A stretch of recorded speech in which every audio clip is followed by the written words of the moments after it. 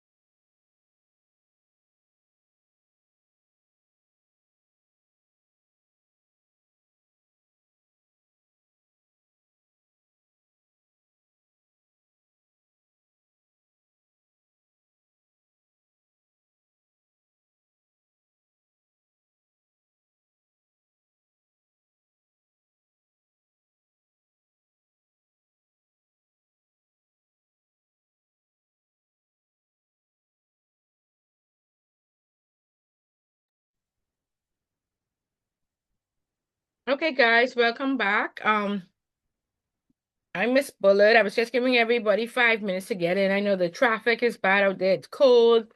So sometimes we need that extra 5 minutes just to get in, but happy to see most of you for the second time. For the ones who are new, um many persons just finished supervisory skills, so Miss Bullet is always already familiar with them. But for the ones that are new, welcome. I'm Miss Bullet. I've been with the Institute for the past 13 years.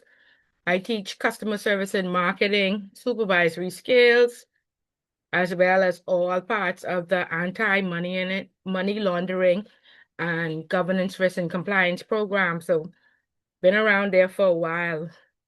I have some knowledge. I'm still in learning. I just told my previous class that, they asked me who mentors me, and I said, you all do. So I meet a lot of new people, a lot of very intellectual, smart people that give me a lot of insight and prompt me to go and keep abreast and keep studying and, keeping up to date with the current trends. So I thanking y'all all in advance for sharing your knowledge. And as you know, this is a discussion-based class, so we have to talk to each other, and each one will share and hopefully give some insight, and all of us will leave here more knowledgeable. Okay, so most of my career was spent in the bank, mostly Royal Bank of Canada. And so I have loads, for those who know me already, I have loads and loads of stories about the once great Royal Bank. All right, so this class, I'm gonna give everybody the opportunity to introduce themselves. As we go through the semester, you'll find out that networking is very important, and it's who you know really makes a difference. So it's been hopes that at the end of this semester, all of us will know each other, we will network together, and we will help make a difference in the financial services sector. All right, so are there any questions up front? I sent out a welcome note. There are some attachments. We'll go through those attachments tonight, and I'll give you some insight on how to successfully complete the course. And there's a project. Normally, if you don't complete the project, you get an incomplete and you can't pass the class. So you want to make sure that, you get together in your group and we complete that project. But I'll let everybody introduce themselves. So, just your name, and if you want to say, if you're comfortable saying where you work and what you hope to gain at the end of this course. All right, because of course we all work in the Bahamas and customer service needs some work. Miss Bullet don't like to tell a horror story right up front, so I like to get the feel of everybody's 5 cents on how they feel about the industry and if they think something needs to be done about customer service. So just a 5 cents about yourself and what your thoughts are on customer service and what you hope to achieve by the end of this semester. Okay, so I'll call on some familiar names. The person who done used to Miss Bullet and should not have a problem speaking up. So I'll start with Tamika Archer. Tamika, can you introduce yourself, please? Sure. Good evening. My name is Samika Acha. I work at Central Bank. I'm in procurement in the HR department. And what's your 5 cents on customer service in the Bahamas? To be honest with you, it has diminished a whole lot. It's not how it used to be years ago. Okay. All right. So definitely we want to leave here trying to make a difference every day because it needs a lot of work. So thank you for that, Tamika. Alicia. Hi, good night. Good Alicia night. Dean. I'm at Fidelity Bank. And my 5 cents on customer service is I think that we could do a lot better, generally speaking, and we have the potential, but I think through familiarity, um, it has really fallen off and it's a cultural thing. Okay. Good. Good. Okay. Edrica McKenzie. Good evening, everyone. My name is Edrica McKenzie. I'm employed at Fidelity Bank in the customer service and support unit. My 5 cents on customer service. I honestly can give an epistle on it, but I'll be very brief. As Melisha said, it's a cultural thing, and honestly, the customer service to me because I am big on customer service. The customer service in most um, industry is poor. It's non-existent. There is no sense of urgency. They just don't care. So customer service to me is utter garbage. It's not good. I am not pleased when I go to most places with the customer service because it's not up to standard. Okay, My but 5 cents. yeah, and Miss Bullet agrees wholeheartedly. Unfortunately, it's so Mm, sad. So hopefully we can, make some changes and lead people in the right direction. Hopefully, hopefully. yes, ma'am. Okay, Ashley Carroll. Good night, everyone. My name is Ashley Carroll. I work at Commonwealth Bank in the mortgage department. And my 5 cents on the matter is, to say the least, we need change. So hopefully we can be part of that upcoming change in the future. Okay, good, excellent, excellent. Judith Colby.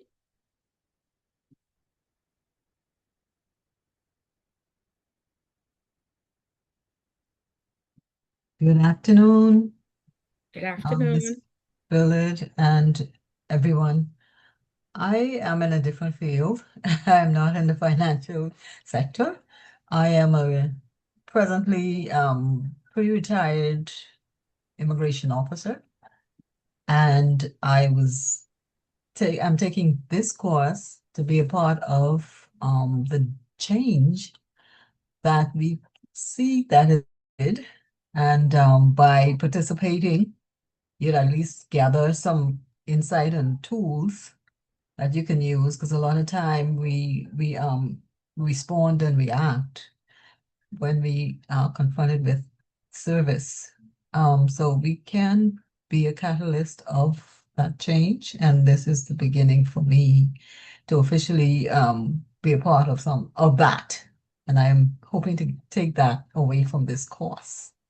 Okay, excellent, Judith, and happy that you're here with us, and definitely all, like everybody said, culturally. So that means, not only financial services sector, but the entire Bahamas having a problem, right? And so we definitely want to stamp that out or put a dent in that and try to make it better, because, like we say, it's at an all-time low. So each of us are part of Bahamian culture, and so if each of us seek to make a difference every day, hopefully we can make a difference. All right. So very good. And we're happy to have you. Byron Ferguson. Good night. Good My name is night. Aaron Ferguson, and I'm employed with the Bahamas Mortgage Corporation. Um, Customer service is a work in progress. All is not lost. Okay, so good. We'll definitely be here. So we agree. All is not lost, and we seek to learn and be continuously do better. So hopefully we get everybody on track. All right. And then finally, Thomas Smith. Hi, my name is Thomas Smith. I'm employed at Commonwealth Bank in the Mortgage Center.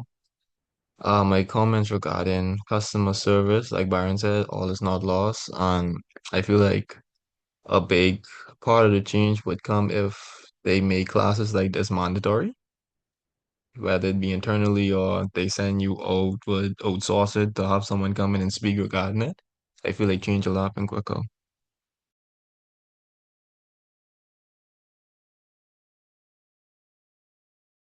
Excellent, Thomas. I agree 100%. Listen, the service has been so poor lately.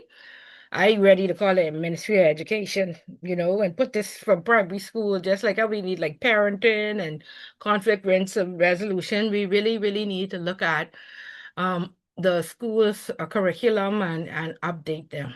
Because truly, truly, truly, like there's nowhere, I thought we were known for hospitality and being hospitable and for good service, but I don't know. I don't know over the years. It's like really, really diminished and people simply don't care. But hopefully we are here to make a difference. So thank you all for your 5 cents. And what we will do is we will look at the welcome note that I sent out, and we will discuss today what is needed to be successful in the class. We look at the agenda, and then I guess next week we look at the book. The book is in really is an old book, because what has happened is that customer service and marketing back in the day used to be, I guess two smaller subjects. However, both have expanded over the years. And unfortunately, the program has not adjusted to separate. And so each year they're saying we're going to separate, we're going to have a customer service, and then we're going to have marketing. However, the school has not done that yet. So it's still combined, but I can say perhaps by next semester, you're going to have to take a customer service class, and then you're going to have to take a marketing class separately to complete the program. But for right now, it's together. And so the book is not updated, but we're going to pull some information from it and try our best to get through it. Enrico? Yes, ma'am. Excuse me. I didn't get the email. I checked my work email and personal email. I don't see it. I don't know. Okay. And I checked my junk as well. I'm not seeing the email from you. Okay, let me just forward that. Okay, thank you. Anybody else didn't get the welcome note?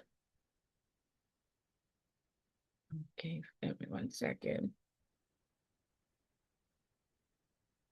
Is the one at iCloud, Enrico? Yes, ma'am. 90@icloud.com. That one. Okay. Mhm. All right, so I just flipped that to you. Just let me know that you received it. Okay, let me refresh my inbox.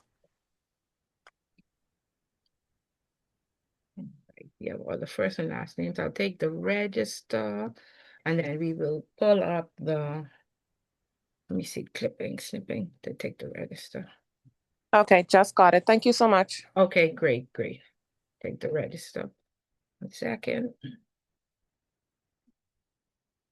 Okay, so in that welcome note, there are 3 attachments, and so we'll look at the agenda first, and then we will look at what is required for the project work. And then on the next handout is just a copy of one of the surveys that was completed by one of the groups previously. So I'm just doing the register, and then I will share my screen. So send that to Miss Dean.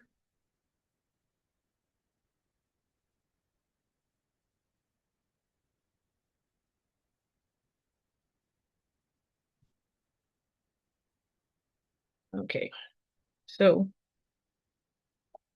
the agenda is here again, just so it's not written in stone, it's not going to be hard and fast. We may have to tweak it a bit. For the most part, we should stick to it. So this course is going to run from, of course, today until April 21st. I know we have an Easter holiday weekend in there, but luckily, on Tuesdays, the holiday is normally Thursday to Sunday, and so we won't, have too much effect. My information is there if you need to reach me by email. This course is 14 weeks. The midterm right up front is scheduled for February 24th. It's going to be in person at the Institute. So where you would have collected your books from Miss Dean is where you would go and sit the exam. Go ahead, Judith. You have a question? Yes, can you forward me that information? Also, you're welcome. I didn't receive it at my email address, my Gmail address. That's judithcolby@gmail.com. Can you type it in the chat for me, please? And I'll copy and paste it to you. Thank you. Okay. Right. So right up front, like I said, the midterm exam. So that may be midterm as well for those who have kids in school. So you want to speak to your offices and find out. So for this level course, your office normally gives 2 days study leave. Sometimes persons take one for the midterm. Sometimes they take one for the final or both for the final. It's totally up to you. But at least speak to your office, because sometimes it's busy. February is a short month, and so you don't want to be rushed, and you don't want to be overwhelmed. So you want to find out if you can get the time off, or you may want to know if you could get the time off in April if your office does offer a study period. All right. And so those are the dates. So and both of them are in person. Everybody is in Nassau. Okay, I guess so. Nobody's on any other island. So let me just stop the share 1 second so Judith could get this information. Okay. And Judith, just let me know that you received it.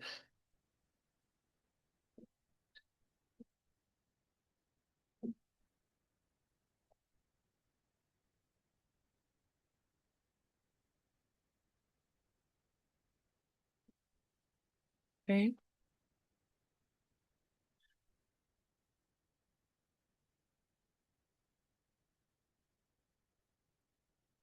Right. And so we have the dates and the agenda just goes through the course objectives to enable students to identify the needs of a customer service and match it with suitable service of a customer and match it with suitable service to build awareness of the nature of changing financial services market and the new need for services to develop an understanding of marketing of financial service and examine the various means of communication between supervised financial institutions. And that's what the regulators refer to the banks, the insurance companies, the real estate companies as supervised financial institutions or SFIs, their employees and their customers. All right. And so in your spare time, you can read through the agenda, the grading criteria. In order to pass this class, you need a minimum of 65%, and it's definitely achievable. There's a book, Customer Service and Marketing, and like I said, you can purchase that from Miss Dean at the office. But again, it's not a good read, but we'll do our best to pull the information from the book and go through it. There is a term project, and again, it's a group effort. And listen, a lot of times persons would say, "Oh, Miss Bullet, I in this group and Edrica ain't pulling her weight, or she promised to do this, or it was time for." She said she would present, she would deliver by the state, and a lot of people have issues. However, when we go to work, we don't get to decide who was in our department, right? Thomas could be in the department, Judith could be in the department, and you have to work with Thomas and Judith, whether they pull their weight or not. All right. And so as we go through this course, we will learn that in each department, there are high, medium, and low performers. We have to learn to work with all of them, right? Especially if we want to supervise and become future management. So I pray that nobody has a bad experience. But I can tell you that when anytime there's group work, there's gonna be high, medium, and low. But I want a part of your grade will be how you manage dealing with a difficult employee. All right. So hopefully everybody pulls their weight and do what they're supposed to do. Okay. But I don't want any come, "Oh, Miss Bullet, I don't like group work. Oh, I want to do it by myself." No, it's group work, it's a team effort. All right. And so whilst it's only worth 10%, you cannot complete the course. You'll get an incomplete, and you cannot complete the course if you do not do the project. All right. And so please make sure that you do the project. And even if things don't work out in your group, you report it to me. We have a discussion and we make sure that nobody gets an incomplete because Miss Bullet didn't pull her weight, and so we just didn't do it. Or Miss Bullet didn't do her part, so we didn't get the grade we supposed to. No, at this level, and like I say, most of you would have come out of supervisory skills, you find a solution, right? You find a solution to get the best grade possible. And so in some instances, when other persons do not pull their weight, you got to step up, you got to do extra. And that's really what happens in the real life, right? In the real world at work. All right. We don't have no choice. We don't say, "I don't want to work with Miss Bullet no more. I don't want it in my department." We have to learn how to deal with these types of situations. All right. All right, and so this is the agenda. Like I said, it's not hard and fast. Some dates may change. We may fall behind, we may go ahead. There's going to be some homework in the third week, and again, most persons normally get like 100% on that homework. It's going to be open book, and again, it's just to make sure that we speak the same language and we on the same page, because sometimes what we say and what we do does not match. So just a open book test to make sure we understand what the questions are asking. All right. And so if you have vacations or time off or anything in these days may conflict, just let me know up front and let me know how you're going to make up. Part of it with the project is you have to present. And so when it's time to present, you'll have to turn your cameras on to present. All right. So great opportunity to practice. A lot of people have problems public speaking, or they're shy and they don't do well in groups. So again, this is what we're here for, to practice, to get rid of all that shyness, to make sure that we leave here with more information than what we came with. All right. And then the final exam, the date is there. So like I say, speak to your officers up front. Let them know that you need some help. Speak with your families. And I always say this in all of my classes. The people who are not successful are the ones that are overwhelmed and the ones that did not ask for help. All right. Very, very difficult to go to work and to school and to, deal with kids, family members, husbands, and wives. All right. So ask for help. And currently, the persons that work with me that are in school, one person goes to work on Tuesday, they take their lunch hour and they get off at 4 o'clock so that they're not rushing overwhelmed. Now, not every institution is going to allow that. But again, y'all are the future leaders. Y'all should be making suggestions. Y'all should be, paving the way, changing the status quo. All right. Whereas you understand the amount of work it is to go to work on school. You don't want to pressure yourself. You don't want to be burnt out. So you want to help the organization and maybe a supervisor and your family members find a solution that would be in your best interest to help you on this 14-week journey. All right. So just some suggestions to make it easier for each of you. All right. All right. So that's the agenda. The next handout is the exam. Let me come out, because sometimes, not the exam, the project. Did it switch? Because sometimes it doesn't switch. Do you now see the customer service project? Y'all there? Judith? Yeah, we see it. Okay, good. Just making sure it's switched. Yeah. All right, so it says customer service and marketing PowerPoint group project, and it's due to my email on March 29th. That's a Sunday. And for presentation on Tuesday, March 31st, or right after the holiday, April 7th. And so this is the presentation where you'll have to turn on your camera. It's going to be due via Zoom. And normally we do have like the education committee sit and watch the presentations of the projects. Okay, so we want to make sure that we're prepared, that we speak knowledgeably, that we have good information. All right. And so basically for this study, what we want to do is a study of customer service and marketing strategies in the financial services sector in the Bahamas. So the financial services sector, of course, is made up of banks, the gaming houses, the insurance companies, the credit unions. So we're going to put, depending on how many persons we have, we may have groups of 2 or maybe groups of 3. And what your study will be is you are trying to find out the relationship between the financial services institutions and their customers. So how are the employees with their customers? Are they on a first name basis? Are the customers satisfied? Are the customers knowledgeable? Are the staff knowledgeable? So what type of relationship do the employees have with the customers? Then the activities of the marketing department. So currently in marketing departments in the Bahamas, there's something called the competitive landscape. And so what they do is, if you're a bank, they will list like all the commercial banks: Royal, Scotia, CIBC, Commonwealth Bank, Fidelity, right? And so each month there's normally a promotion on the spot financing, a special for teachers, a special interest rate, a back to school loan, all sorts of different promotions, right? And so therefore, we want to find out, are the customers familiar with these promotions?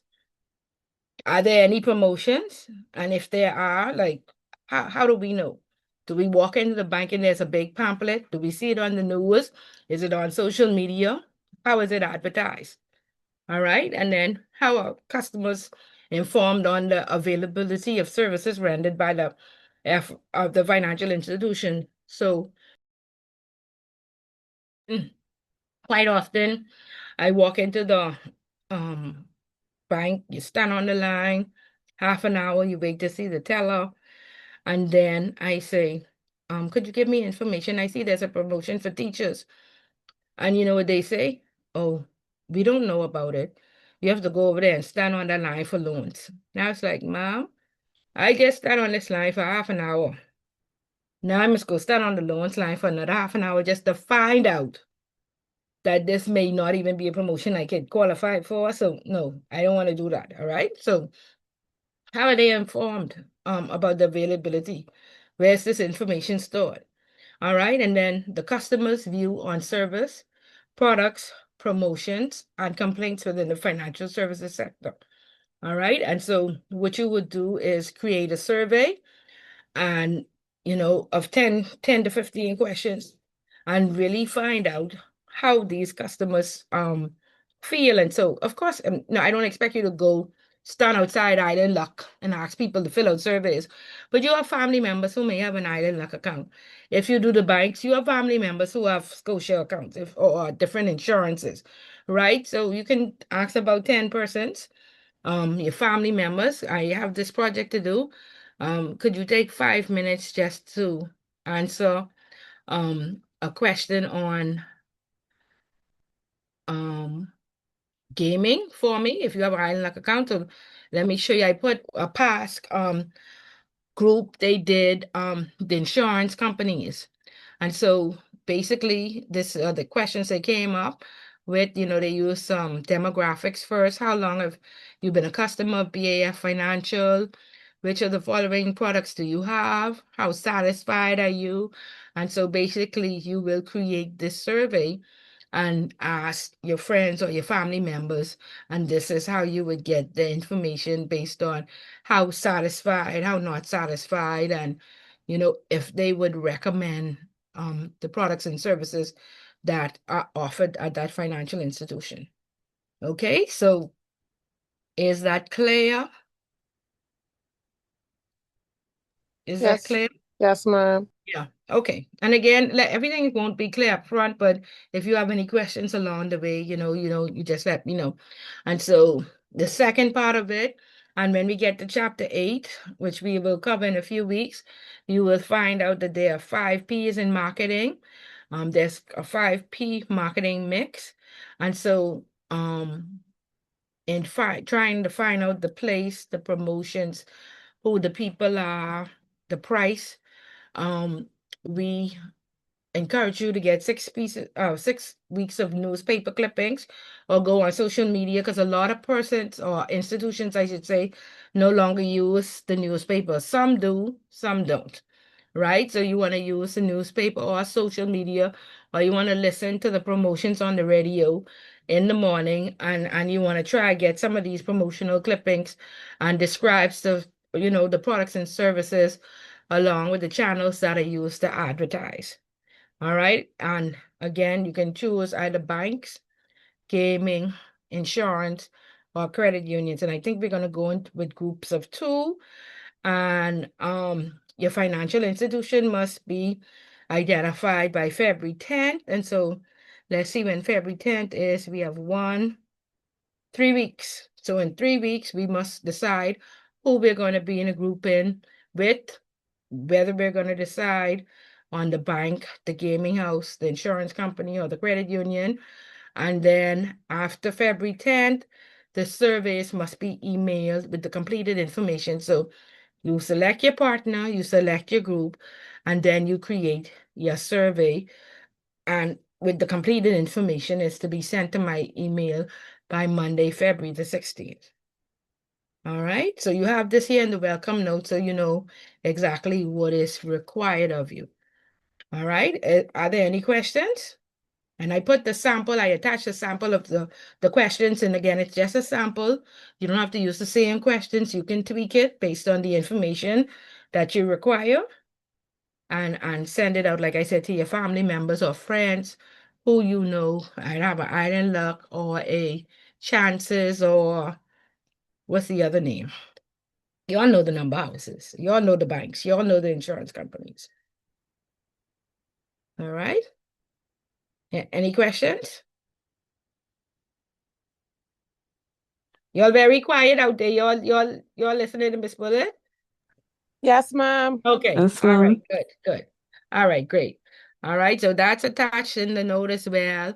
And then let me try and pull up a past presentation so you can have a look at what was done in the past. So let me try to get a really good one. Okay. Project. Okay. So most persons do it on PowerPoint. Let's see. And the most popular ones are gaming, but so again, if you want to make your selection before gaming goes, because probably only be one group that could do gaming, one group doing the banks, one doing insurance companies. By all means, pull your partner out and send me an email right away and say, "B, you want to do gaming?" Because most persons, we find that we get the best information and variety of products and services from the gaming industry. So this is how, just again, how it looked. They started off with history and then they talked about the relationship and then the history of flowers, the relationship there, and all of this was based on the surveys. And again, the relationship overall, what the customer said, their giveaways, copies of their promotions, um, yeah, the different charitable events that they do. They had a breakfast there, they had a blood drive, and you will find that the number houses tend to do way more for the community than any other financial institution. So very surprisingly, each year we find that, the number houses far outseed any other financial institution in the sector. Edrica, you had a question? Not a question, but an observation on what you said just now about the number houses doing a lot more than other mainly financial institutions. And I find what I've learned that is that they actually adhere to the social responsibility to the public, which is Yep. pretty good, which is really good. It's excellent, Edrica. You know why? Because a Royal Bank has been here for 115 years. Scotia Bank has been here for almost 70 years. These number houses have just come above ground in 215, so little over 10 years. And they far exceed community outreach and, like you say, social responsibility than 115 years and a Royal Bank of Canada. So yeah. All right. And sorry? I was saying agreed. I agree with what you said. Yes, ma'am. Yeah. So we find all that in the projects, and right now there are several ways they communicate with the customers: social media, radio, television, charitable contributions, websites, WhatsApp, text messages, and email. All right. So there's a lot of avenues where you will find this information. All right. They even put I think this gonna play. They put a little 60-second clip in there with the advertisement. So they got really, really, really creative with this. So all right. So loads of information. All right. Yeah. And so again, from the survey, you want to do some statistics. These are the various graphs that they put in to show that they completed, they conducted 25%, and these were the results. All right. And so again, we don't want to guess, right? We want to say, based on our results, this was who gave the best service. One of the questions here is, your gaming house branches conveniently located, or how do you receive updated information from your gaming house? And so you want those statistics in there based on the survey results. All right. And so they put in their references and everything where they would have gotten the information and what have you. All right. So Again, this was very long. Don't have to be this, what, 42 slides? Yeah, you want to try and cut it down. You don't want more than 15 to 20 slides, but you want some good, valuable information, and you want some good survey information to determine, you know, who is the best in the industry and why. Okay? Any questions? No, ma'am. Okay. Okay, so let me just move on. Any questions about the agenda? But like I say, you all have everything there. And so therefore, as we go through the weeks, it'll become clearer to you, and we will I'm always available for questions and answers. All right. So again, we started off by everybody giving their 5 cents about customer service in the Bahamas. And it seems like everybody feels like we've fallen along the wayside somewhere. And it seems like we have normalized it now. Like we don't even expect good service anymore. We don't even expect it. All right. And so just this week, I'm having a problem with my all-time favorite Royal Bank of Canada. You know, my house insurance was due, and from last year, I was in conversation with them. They actually made me do a new appraisal, and they said, I had to increase my insurance. Did the appraisal, and I increased my escrow amount. So this January, it would be sufficient to cover the new insurance amount. And so last year, Royal Bank has a habit where they automatically, if there's a shortfall, they automatically debit your mortgage. That causes your interest rate to go up and what have you. And so I sent about 5 or 6 emails saying, this is the money. I'm going to deposit it on the 10th. It's not due till the 17th. Please do not debit my mortgage. And they said, well, we normally pay the premium 7 days in advance. So if you put it on the 10th, that's going to cut it close. I said, okay, I'll put the money there on the 1st. Whatever you do, don't debit my mortgage. And this was last year. And so I put the money there on the 1st. They still debited my mortgage. And so my accrued interest increased. That was my first problem. So back and forth for them to reverse that from my mortgage. And for them, I said, I sent you all 5 to 6 emails. How is it that my mortgage was still debited? Oh, Miss Bullet, we forget. Oh, we tell you it would have been cutting it close. I say, okay, so I changed it to the 1st. So no apology, nothing. So that was last year. So here it is now in December. I'm saying, remember now my mortgage increased. I got some emails with the old amount. Could you all please change it? The lady said yes. She sent me 20 wrong insurance quotes, 20 times. So at the 5th or 6th wrong quote, I said, ma'am, please go and ask for some help. You're confused. She's like, no, Miss Bullet, I'm not confused. I'll send you the right information right now. And her signature is on 20 different copies of the wrong information. And so it just been a back and forth, a back and forth, a back and forth. And so now I finally call the manager. I get the manager involved.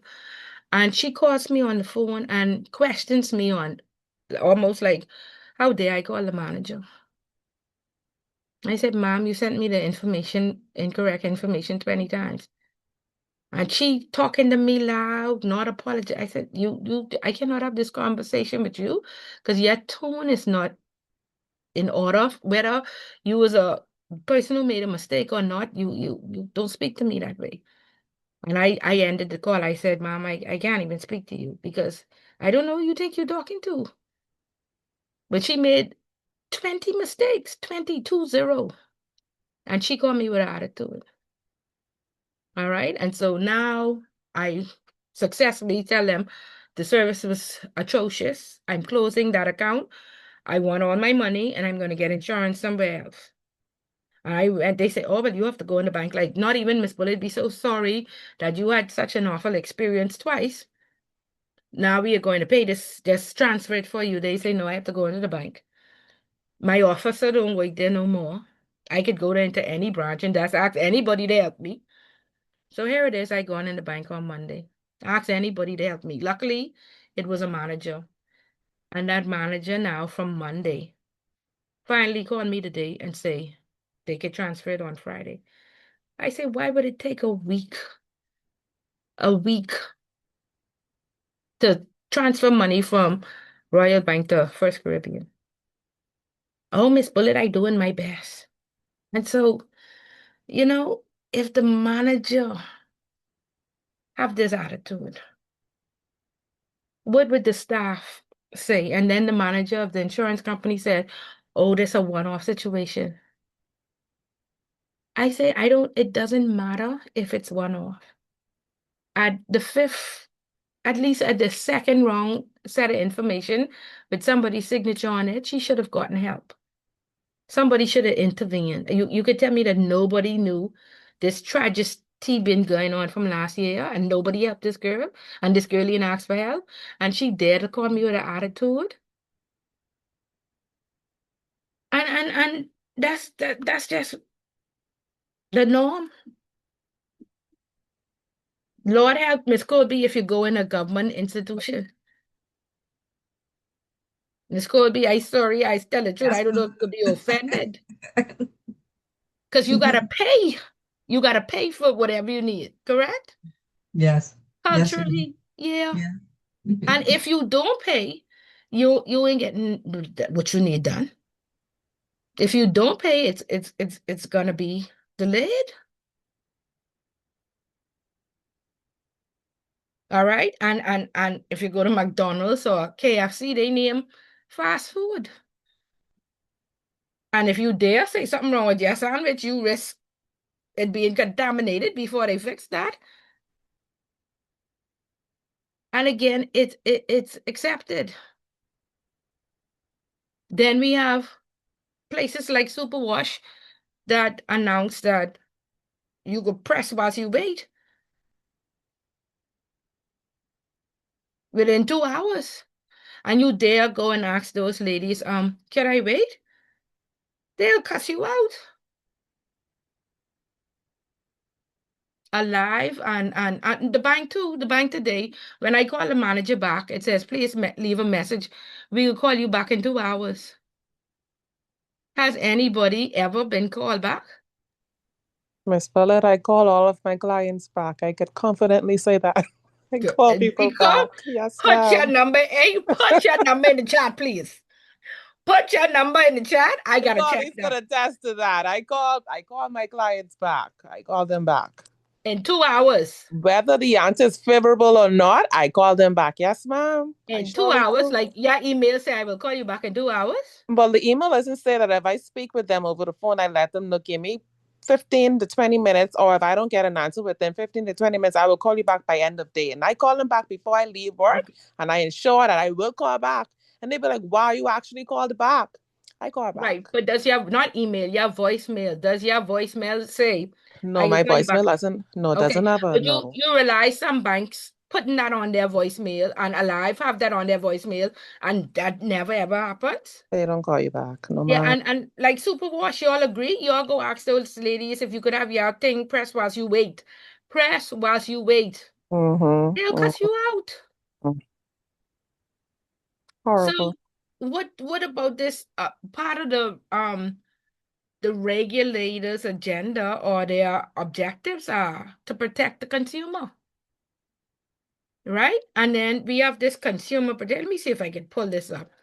This consumer protection place now. This is the first time I ever see anything with sense from them and how so frequently. Let me see.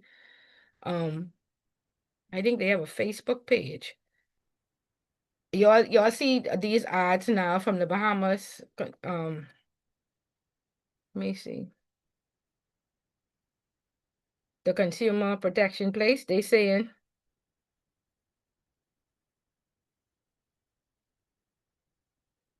they having videos and all sorts of stuff. But, are they effective? Because I know when there's price gouging, when water goes up high, and plywood when there's a hurricane, and we try and report it. Somebody comes on the TV and say, Super Value, you're not allowed to increase the price. If you increase the price, we go, call us. Are these people effective? Because look at this main hotline, 24-hour complaints hotline.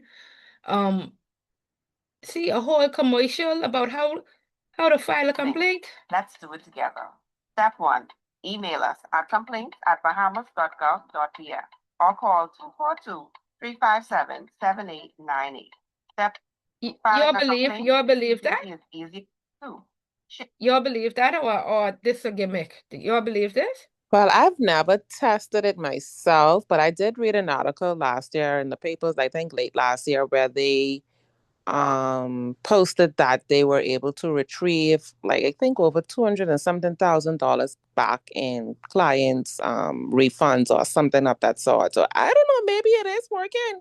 Maybe it is legitimate, but I've never tested it. And if it's actually, it's accurate as they say, I would be very impressed. Okay, but good, because I had 7 when I was billing.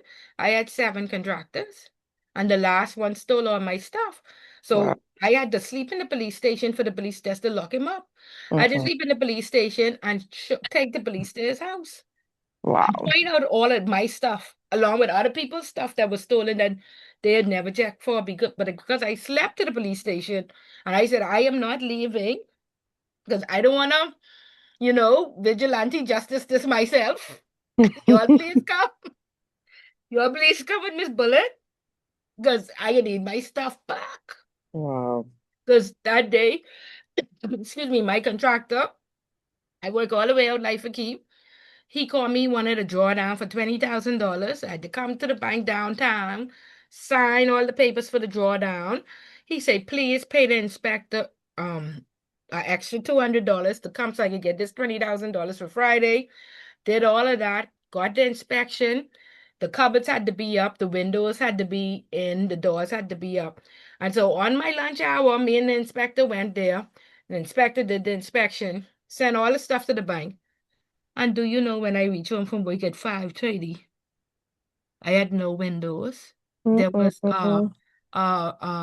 sheetrock up to where the doors was. And so when I finally get somebody to take the piece of sheetrock off where the door was, where the cabinets was just plywood stuff to separate the units. Just plywood, all the cupboards, everything that he had there. 12 p.m. that day. By 5:30 p.m. They was gone. Okay. And he had gotten $20,000 that day. Wow. So now you see why I had to sleep to the police station and say, please keep me. Yeah. He If needs your you're funds. there for him, keep me then, please. He needed your funds. Wow. Okay, so okay. Hidden fees. I don't know if it's a hidden fee, but Royal Bank has charged you $16.50 to cash a national insurance check. And a national insurance check means you off from work because you sick or you don't work. This unemployment. Wow. So I don't know if that's good. That's a hidden fee or that's just robbery. What that is? Robbery. Oh, but Robbery. are they dealing with these stuff? Nope. Say if you lost your receipt, you could still make a case with your bank statement. But listen, I keep seeing these stuff come across Facebook. Yeah, this the new chairman. I can't remember his name. Honorable who? Randy Roll. No, for real. My. All right. So this is who should be holding the standard. Refunds made easily. I could go in Walmart, try on something at home and say it can't fit and I don't want it. And Walmart is you once you have that receipt, you get it right back. No way you could wear Nassau, you could go and say, I don't want this no more. I don't know what your experiences. You all been able to do refunds and returns? Nowhere. They'll tell you they'll give you back a store credit, but you're not Credit and would get expired in 10 days. wicked. Oh, So, okay, so all right, we have an same experience, but this place is here. All right. This place is here, knowing your rights, all right, and saying that they are protected. Now they have a pretty website. They have a lot of information up. Is it being enforced? And really, really, really, that's what y'all just miss it, because next semester, this is what we are going to do the project on. Is this relevant? Is this being enforced? Because this is for consumers, right? All around. However, for financial services, and if you work in a commercial bank, or I should say, if you work in a bank, the Canadian banks had this for a very long time. And when we get, I think, about the chapter 2, we will see this word, so y'all could start to get familiar with it. Let me see if I can even spell it.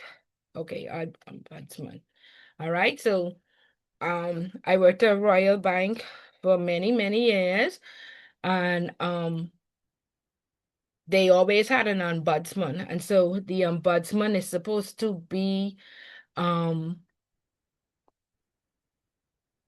person, like if you are not satisfied with an outcome from the institution, you are supposed to be able to call the ombudsman, and the ombudsman is going to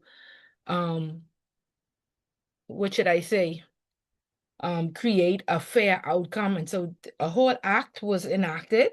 And for the banks right now, they say if you have a complaint with Scotiabank or Fidelity, you report them to the regulator.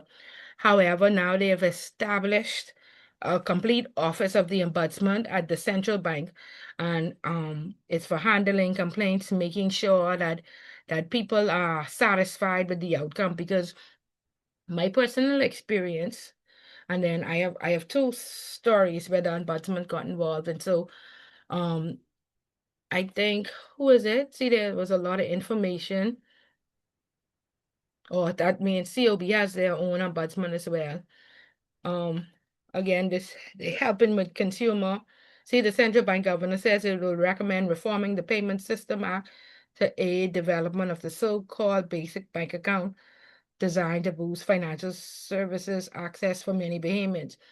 All right, and this goes on to talk. The Office of the Financial Service Ombudsman has allowed the central bank to have more direct access to mediate complaints raised against banks and payment service providers. The OFSO also provides targeted education that has helped resolve misunderstanding in many cases. So let me tell you my story.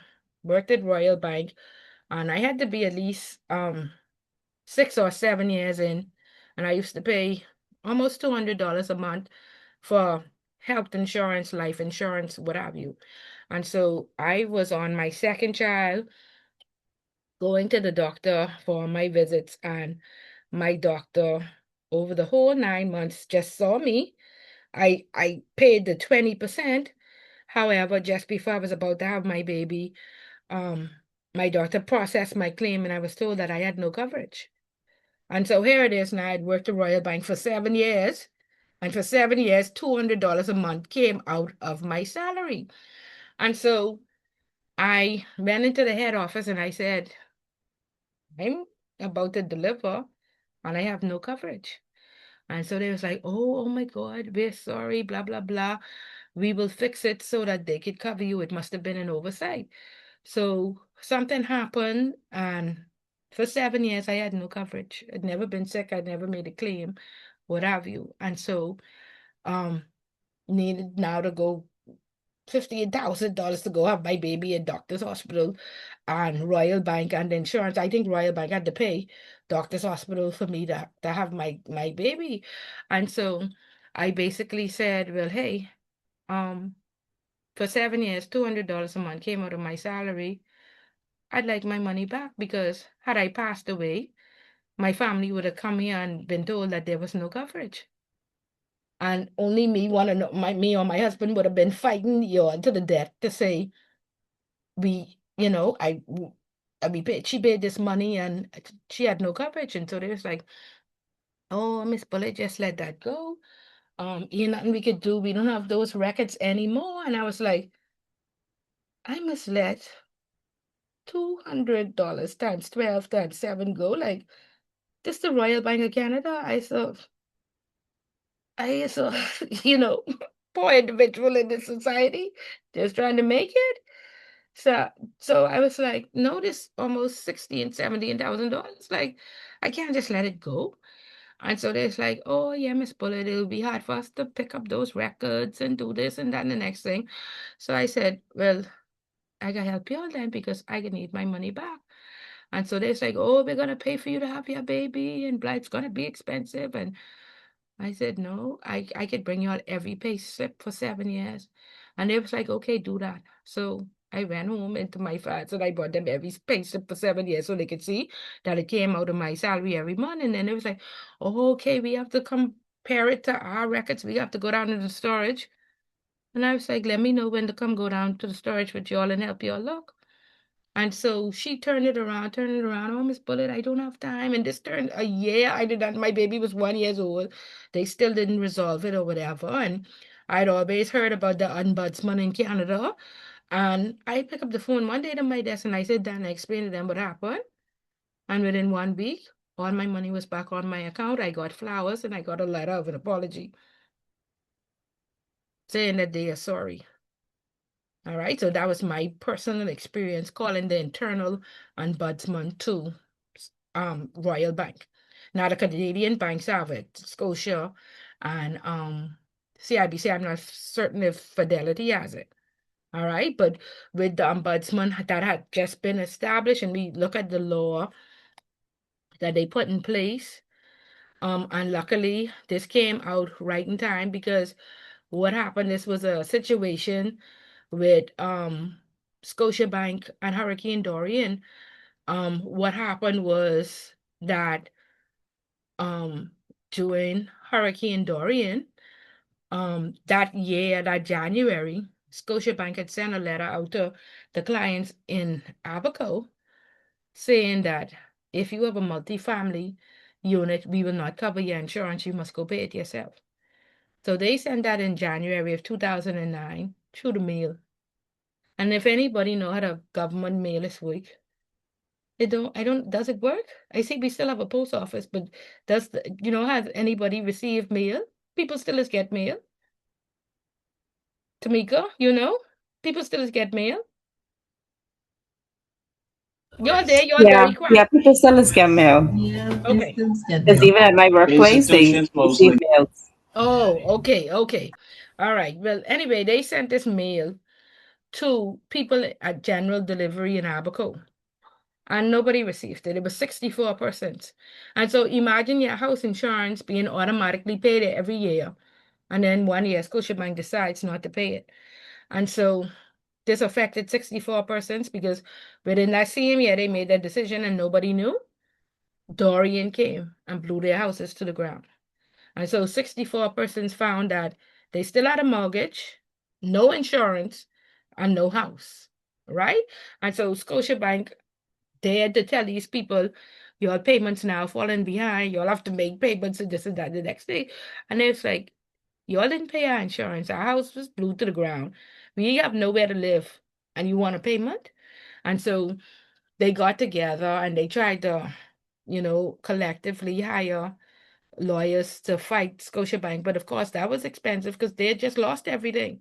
And so luckily, there was talks about the law being put in place. So it seems like the law never passed until 2024. However, the ombudsman was able to step in and give resolution for them without having to go and get, all that money for legal fees. All right. So luckily that happened. So they sought that out because again, Scotiabank was pushing back. It's like, oh no, we sent y'all a letter in the mail. And people was like, none of us received it. Like, you're supposed to be doing relationship banking. You really lost our house and like nobody really cares. Right? And so they are the two instances where I see that the ombudsman was effective and provided a solution, all right, for the customer. And that's really what their job is. All right. All right. So again, we don't have to settle for like we are not accepting that poor customer service has been normalized. All right, we are here. We are the future leaders. We are definitely going to make a difference and make sure we rectify this problem, because we ain't gonna be in charge of no institution where they say, "Oh, Miss Bullet is the head, and I got this poor service, or I got caught with attitude." And people do make a mistake, but when you make a mistakes, it's really, what does the rule say? 1% is the mistake, or 10% is the mistake, and 90% is how you respond to it. And people just honestly want to be treated fairly. All right. They really just want to be treated fairly. All right. So let's just jump in there. Like I said, we'll get into the book. The book is not a good book, but we'll get out of it what we need. But you can just take some notes from what I will share. I don't really want to share the screen. But I guess why not? I'll share the screen so you will see where I'm getting these notes from, but I don't particularly, because they have all kind of disclaimers about copying and pasting the work and stuff like that. So please try not to take any pictures of these slides, but please take some notes, okay? So our first learning objective is explain why attracting and keeping loyal customers is critical to businesses and personal success. All right. So who are customers? Customers are people with whom we exchange value. All right. And it says today's customer service economy often fails. And everybody gave their 5 cents. And Miss Bullet gave you some 6 stories about daily how it's failing. And I in a failure right now, like I said, with this insurance. All right. And so focusing on service tasks builds your career success and your organization success. Because again, I worked at Royal Bank for 16 years. And to me, the only difference between us and Scotia or CIBC was the service that we offered. However, Royal Bank has been around for 115 years. And about 5 to 8 years ago, they sold to the people in Trinidad, and they gave them the very top positions. However, the cultures did not mesh. All right. And so Trinidadians are paid way less, and they are required to do way more. However, that shows in the level of service. And so back in my day, and I might be being biased, Royal Bank was to me a top tier bank. Fortune 500, I thought it was a thing to have an account with Royal Bank. Today, that reputation that they took 115 years to build has diminished, gone out the door. Nobody cares to even have an account because the service is so poor. Nobody cares to go and stand on that line for half a day. And whilst I was in the bank on Monday, that was the conversation. They said, "Ma'am, back in the day, used to go and spend half a day to the doctor office. Now you're spending half a day in this new technological world, half a day at the bank to get a simple service." All right. It's ludicrous. Because me and some ladies was there for like 2 hours, and so you have to be very, very careful about the business decisions you make. Because like I said, 115 years to build a strong brand, a strong reputation, and you lose it just like that. All right. Will it take another 115 years to get it back? Will you ever get it back? All right. And then we'll go on to talk about mottos and visions and values. When I was there, Royal Bank's motto was earning the right to be the customer's first choice. How are you earning the right to be the customer's first choice when you go and make a decision, change the $20 bill, no longer make it available at the ATMs, and don't even ask the customers? You don't have a town hall. You don't have a community meeting. You don't even go to a church group and say, "Hey, this is a plan. What would be the net effect?" And then, not only after there's public outcry, there's so much public outcry, it made it to the House of Assembly. And Royal Bank's first response was, "Oh, we did an analysis, and not many people use a $20 bill. Not many people need that $20 bill." Even though we don't know who y'all surveyed. Y'all only sample do a sample survey.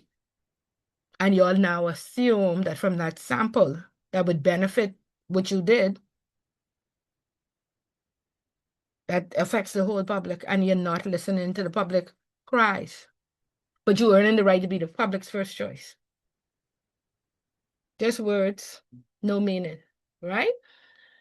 All right, so you want to make sure that your service builds and not breaks your organization. All right, or the service changes that you make, because basically that's what happened. And like I said, with Trinidad, Finco is the mortgage center for Royal Bank. Finco had, I think, 129 staff members, but they had 129 functions, like for each of those staff to complete each day. So here is one of the brilliant changes that they made was, hey, let's let 100 people go. Because Finco overstaff. And we'll just amalgamate Finco's system into Royal Bank. And they done do that some 10 years ago, and it's still a problem. It is still a problem 10 years later. They have caused a conundrum in that bank and just shattered everything they built. How could you let 100 people go and expect 29 people to carry on a billion-dollar industry? The products didn't go, the services offered didn't go, the mortgages didn't go. But I slashed the staff by 90%, 90-something percent. And I expect it to work, and I expect a good outcome. All right, now we all live in the net effect of that decision. All right, so what happened today is service economy too often is marked by ignored customers. Oh God. I was working with a company doing some part-time consulting, and this company had 4 loans, and they were trying to figure out how to, sustain their monthly like payrolls and stuff. And so when I looked at their books, they had 4 loans. Fortunately, those loans were cash secured. And so I said, you know what? This is $2,500 in payments that y'all don't need to pay out. This could be, salaries. This is how, rather than borrow and incur more interest and more fees, let's pay off these loans because these interest rates are too high. So as I looked through the interest, I realized that these loans were fully cash secured, and these interest rates were double what they were supposed to be. So, of course, I jumped on the phone to Scotiabank right away. First, Scotiabank run me through oh, Miss Bullitt, you're not on the account, you're not authorized. All right, so we signed up all the letters for me to get authorization. Then I said, these 4 loans are cash secured. Their interest rate should be 6%. You have the interest rate listed as 12.75%. No response. I then sent the principals into the bank. They were told they had to make an appointment like for 2 months later. Then the 2 months come, and still I said, well, I'm coming to the bank with you all, because if we waited 2 months, that means that they fix it. We walk into the bank 2 months later to this ridiculous appointment where they was acting like this was the first time they heard the complaint, and they didn't already see like 10 emails on the subject. 45 emails later, I had to go back in the bank for the unmet promise. And then incomprehensible, my God, I said, please, I cannot speak to Mr. So-and-so. Please get me anybody else except him. And do you know how he finally could comprehend what Bullitt was saying, that these interest rates are supposed to be 6%, not 12.75? When I called the ombudsman in Canada. And then I was going to the ombudsman at the central bank. And then within 1 week, I got the difference between, which was 6.75% on 4 loans, with total like $300,000 were the interest back. But that guy could not understand what I was saying. I took 45 emails. All right. So jargon instead of answers. And again, Scotiabank is famous for that. They have a whole list of the NYA and the PT this and the this, the me and this and what craziness. Years ago, when I was paying my credit card in full, stood on the line, went right back to the branch where I was the manager 10 years or 15 years ago. And the teller there asked me, Miss Bullet, why you always pay your credit card off in full? And I said, because I don't want any fees or interest.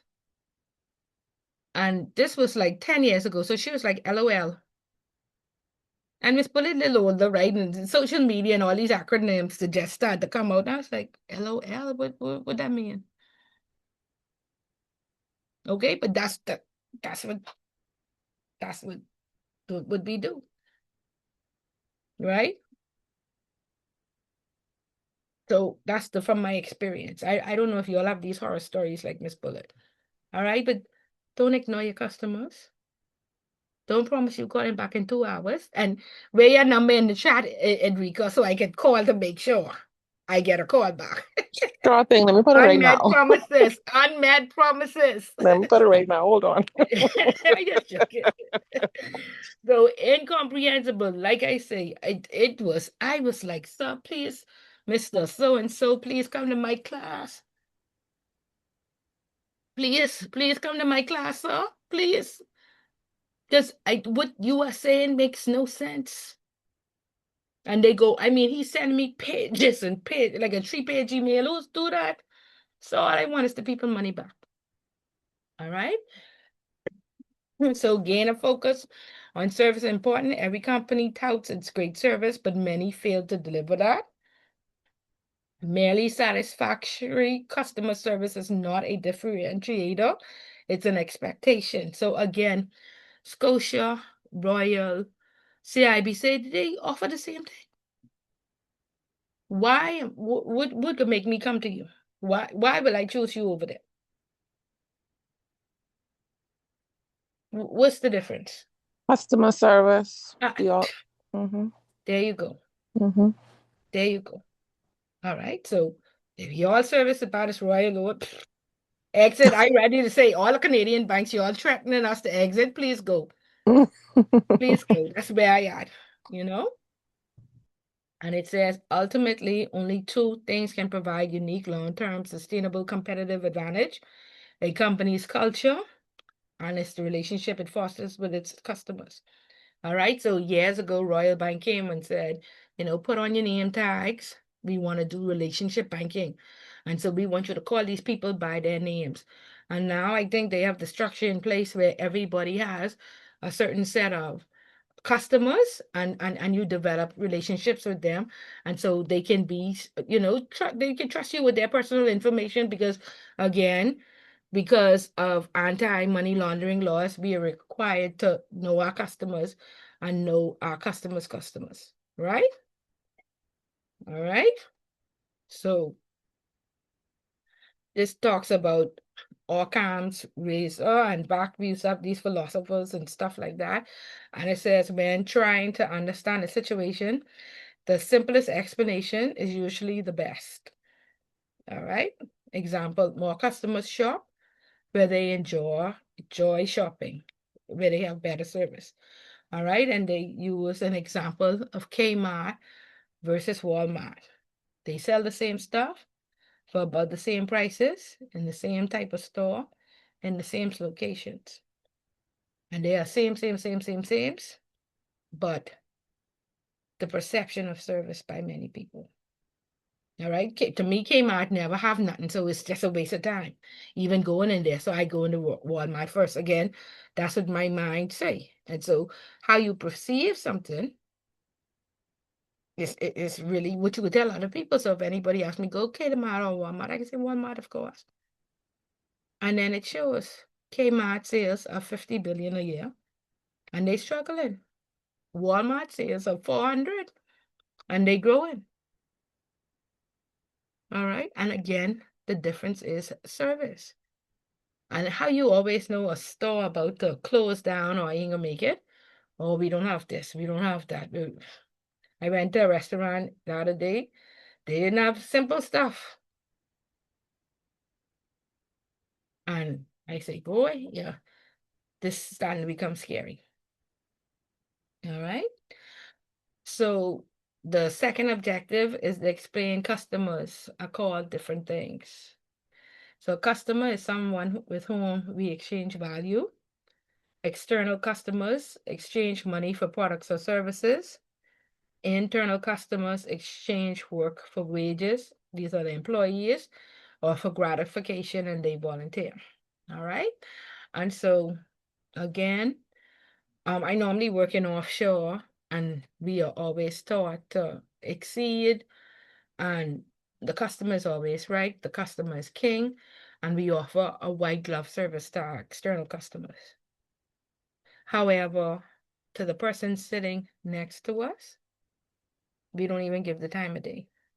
We harass them. We make it uncomfortable. There's no ambiance. We don't care about them. And basically it's the bottom line. We don't care if they're sick. We expect them to come to work. If they have a situation, we talk about them. If they ain't dressed properly, we critique them in a very malicious way. And many times people have to come to work with their whole arm of God just to make it through the 12-hour day sitting next to you. All right. So Royal Bank again recognized this a very long time ago, and they introduced something called colleague care. And so basically how we were trained was that the same white glove service that you offer to that external customer is the same service you should give to the person sitting next to you. All right. And this has been a task for years. All right. And so whilst everybody we know that there's a deficit right now with customer service in the Bahamas, I'd really like everybody's 5 cents on how do you feel as an employee? How is the ambiance in your office? Are you giving this white glove service to the person sitting next to you? Yes or no? I'm gonna go with Byron. Okay, Edrica, go ahead. Start us off. Yes, ma'am, I do. Not for me, it's not about external customer service, it's about internal customer service too. Now, do I get the same in return from all of my colleagues? No. But I try my best to give the same service that I would give our clients. I give the same service to my colleagues. And so you went in the click where the grapevine and the news running through the organization. No, ma'am. You wanna know what happened? Then call Edrica. She No, have the tea. no, definitely not me. No, Okay, you don't ma'am. have the tea. You don't hold the pot. Okay. No, So ma'am. tell me, what does it look like in practice? Because a lot of times we say we do. What do you do to give this colleague care? Give me an example. Okay, so a colleague would call me, let's just say they're off or they're off the island. Their debit card is not going through. So I will tell them, give me some time. Let me reach out to someone, especially if I'm off. Even when I'm off, I still call the work number to get assistance when needed. So I'll tell them, give me some time to call back. I'll call whoever I need to call, let them know, hey, I'm calling on behalf of so and so. That card is not working. I'm going to stay on the phone until you tell me that they can use this card. Once they say they can go ahead and use the card, I tell them 1 minute, I'll place you on hold because it may be difficult me calling back and I cannot get you. Place them on hold, call the person back. Hey, try your card now. They say, yes, it went through. Thank you so much. I hang up from them. I go back on the phone and I say, thanks again. So I do stuff like that with my colleagues. Okay. Excellent example. And that's the type of service we want every day. That's what we want normalized. All right. That's excellent. Thank you for sharing. Byron? My relationship with my colleagues are fairly good. Like Edrica, I have to assist a lot. I have to hold hands a lot because I've been in my position. Well, been in an department for 16 years, an department that handles basically every function of the organization. So it can be a number of things that we hold our colleagues' hands with in processing. Okay, and you sharing this information because one of the problems we have is the older people who've been there longer, they ain't trying to teach you nothing. You're one of them who taking this information to the grave. Eh? No, because our department directly across from the cashier's cage, and if I don't tell you how to do it, then every time this client come in, the client come in looking for me because the client knows that I assisted them properly the first time. Okay. All right. Excellent, Byron, and thank you for rearing up the young people properly. We appreciate that. Okay, Thomas. Thomas, what about you?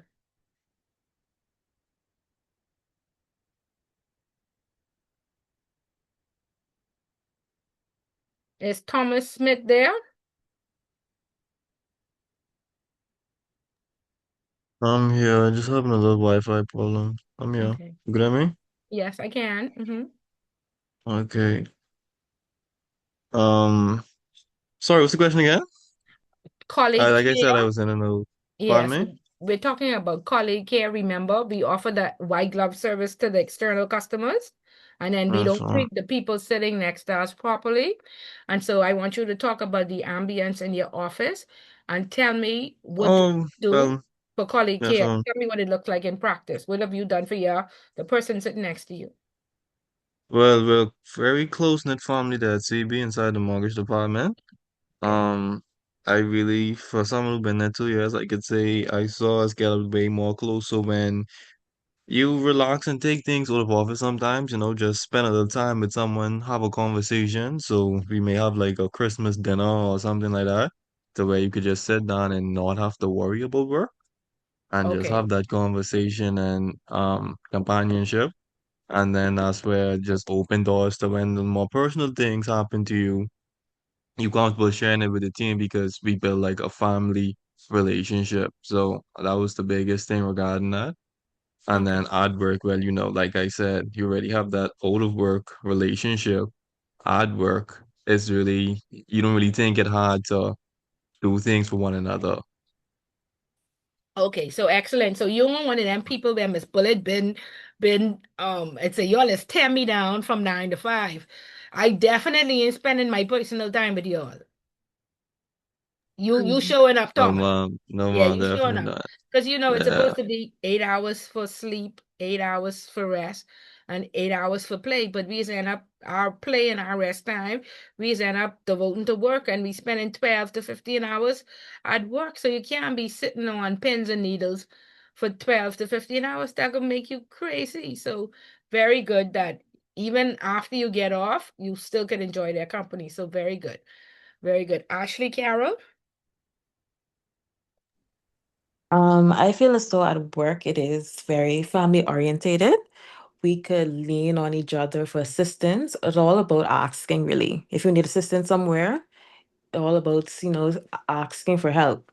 And like families, of course, we don't always agree. That's why we have, meetings to say, what, I feel this way about this way. We should go about it this way. Ultimately, Okay. we have the same type of goal, which is to come to a resolution for the matter. So we have all the different opinions, but ultimately we come to a resolution at the end of the day to see what works for some persons. And some persons may not agree, but that's just life. Right. So it's all about, it's an open floor and it's an open door policy, even with management and supervisors. So you know what, express your points and see how best we can work. If it can't work, it just can't work.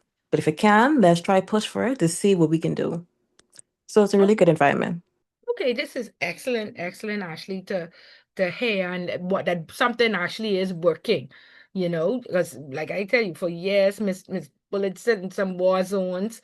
In fact, recently I sit in a war zone. I say, like the ambience in here is off. I had to leave. I left. All right. So actually that's excellent. So definitely please value that and sustain that. And anybody who come into the organization, make sure they understand the importance of this culture and this ambience where people are comfortable at work and they don't feel attacked and they don't feel like they're in a war zone all day. All right, Of very good. course. All right, excellent. Judith?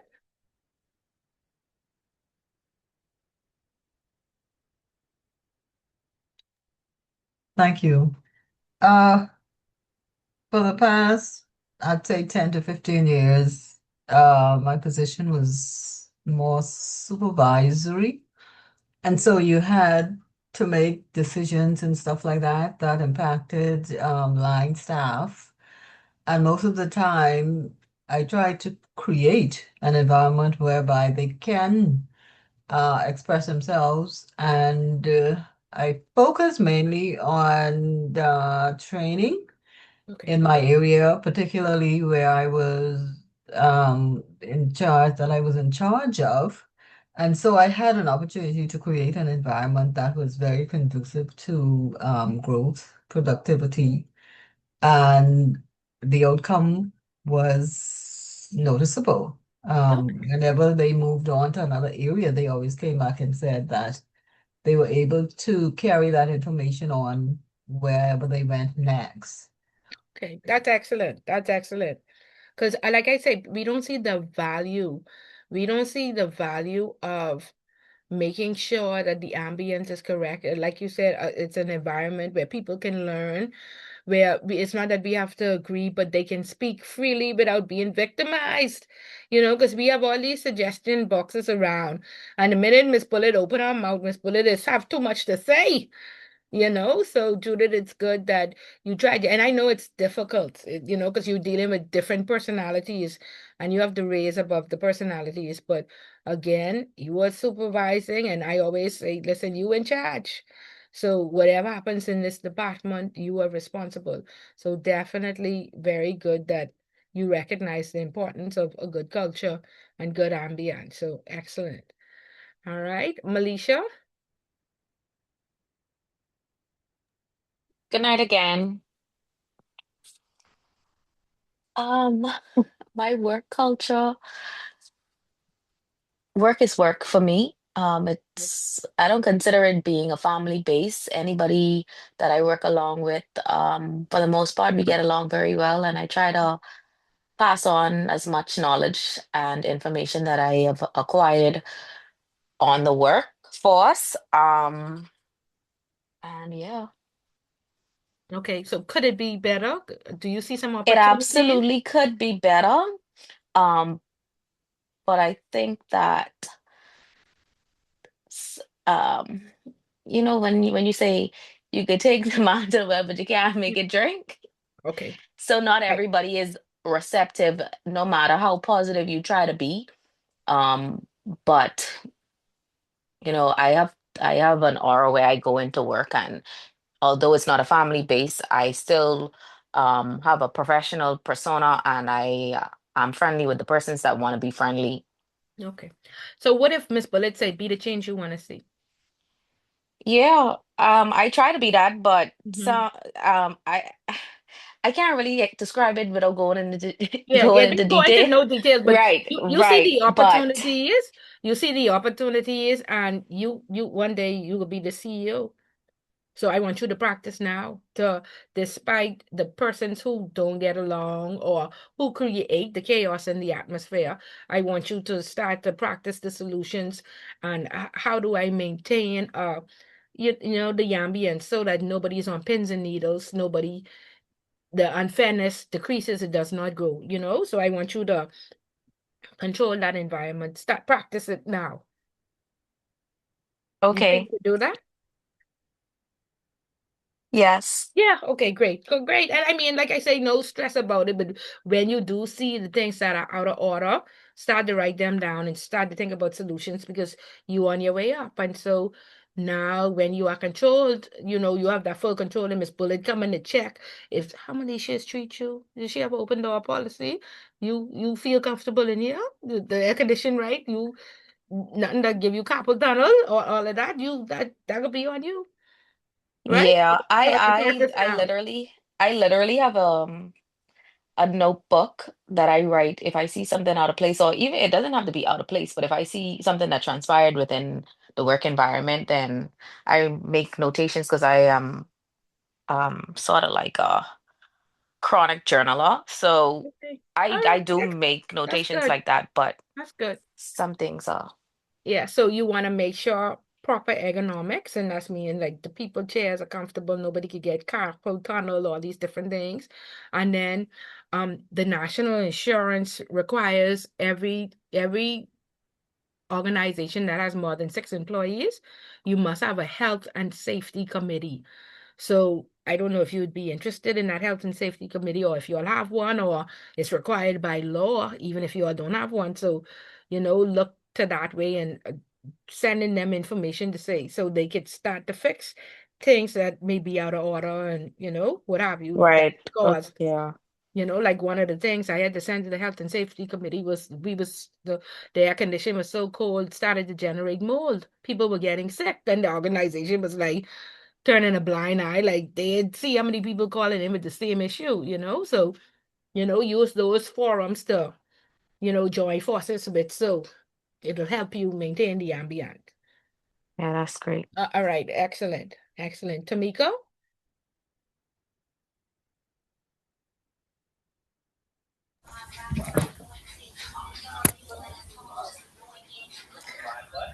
So my work environment is more family oriented. It has improved tremendously, and I must say, we basically deal with a lot of employees as well, and so we try our best to really put forward patients.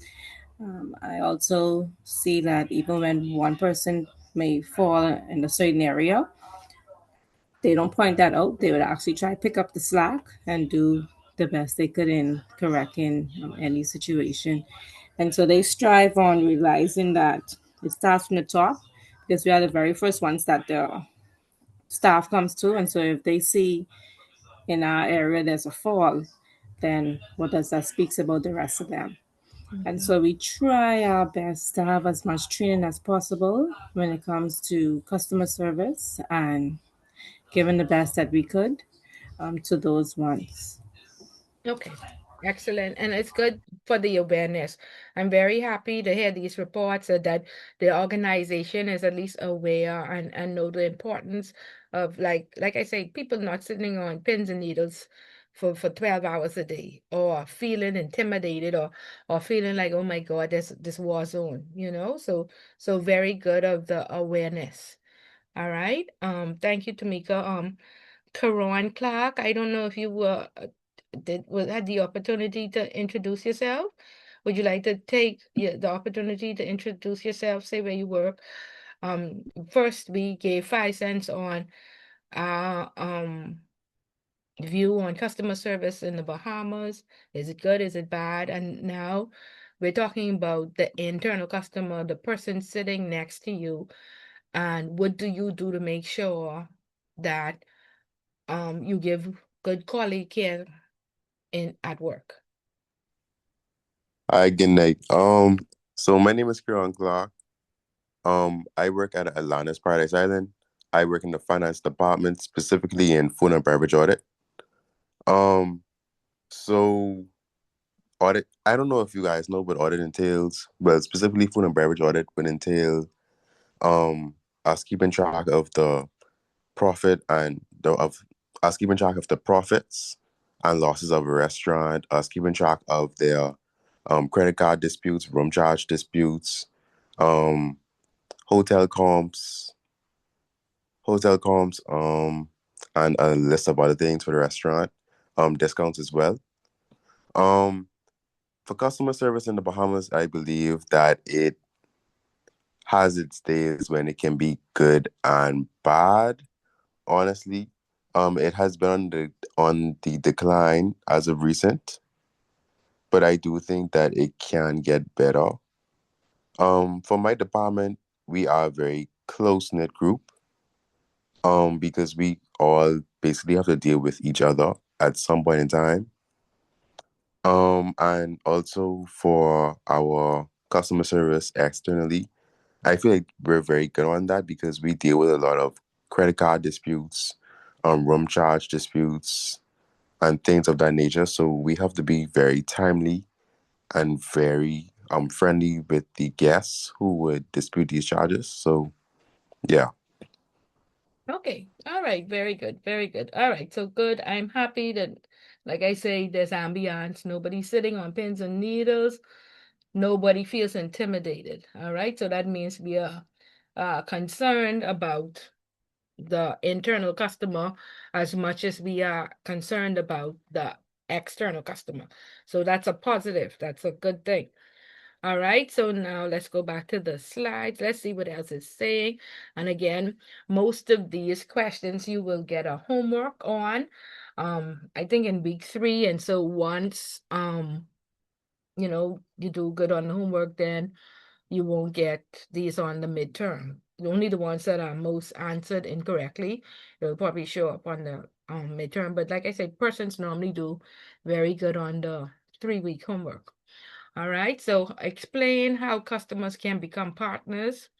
So ongoing relationships that meet each other's needs. So again, like I said, because of the anti-money laundering laws, you're required to know your customer and know your customer's customers, right? And so normally there's a structure in place in the financial services sector now where you deal with the same customer, right?